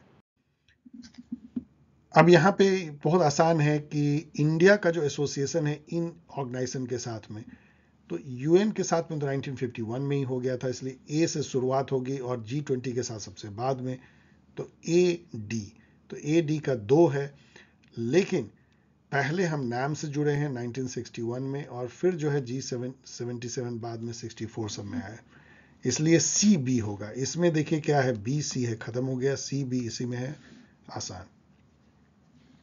अब यहां है कि एशियन टाइगर इकोनॉमी इसमें से कौन नहीं है, तो आपको पता है कि 4 Hong Kong, Taiwan, Singapore, south Korea, तो बर्मा नहीं हो सकता है।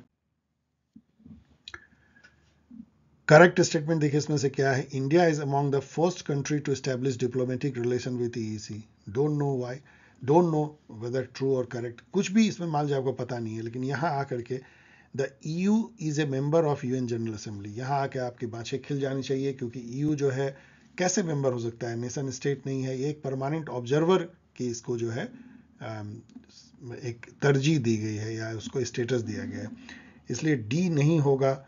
तो डी डी डी तो केवल ए बी सी, बस इधर हमको पता भी नहीं है, फिर भी हमने इसको क्रैक कर दिया। इस स्लाइड का पहला क्वेश्चन देखिए, which event led George Bush to transform his foreign policy into one of global power projection and interventionism. मतलब जो ग्लोबल वॉर ऑन टेरर जो उन्होंने शुरू किया एक तरीके से, वो क्या था कि अपने पावर को, अपने मिलिट्री माइट को एजर्ट करना और दूसरे कंट्री में इंटरवीन करना, यहां तक कि वो चले गए कि मतलब नॉट विदाउट सफिशिएंट रीजन उन्होंने इराक पे चढ़ाई की एंड उसको एक तरह से पूरे बर्बाद कर दिया वहां पे, और वो शासन वहां पे ठीक से करवा भी नहीं पाए और बाद में उनको हटना भी पड़ा। Same thing happened in Afghanistan also. तो ये जो है 9/11 के बाद ये चेंज, एक हार्ड लाइन चेंज जो है अमेरिका के पॉलिसी में आई थी। नेक्स्ट क्वेश्चन देखिए, arrange the following director general of WTO who had held office in ascending order. ये बिल्कुल मैं छोड़ दे रहा हूं, क्योंकि इस टाइप के क्वेश्चन को RIP ही कहना ठीक रहेगा, because how can you remember all those की कौन कौन WTO के चीफ रहे हैं, फिर आप रटिए कौन कौन IMF के चीफ रहे हैं, कौन वर्ल्ड बैंक के चीफ हैं। इस तरह से बच्चे जैसे जो 7th 8th क्लास के बच्चे रटते हैं, आई डोंट थिंक इससे कैसे ये एक्सपेक्ट किया जाता है कि ये पार्ट ऑफ नॉलेज है, तो इसको मैं छोड़ दे रहा हूं आपके लिए।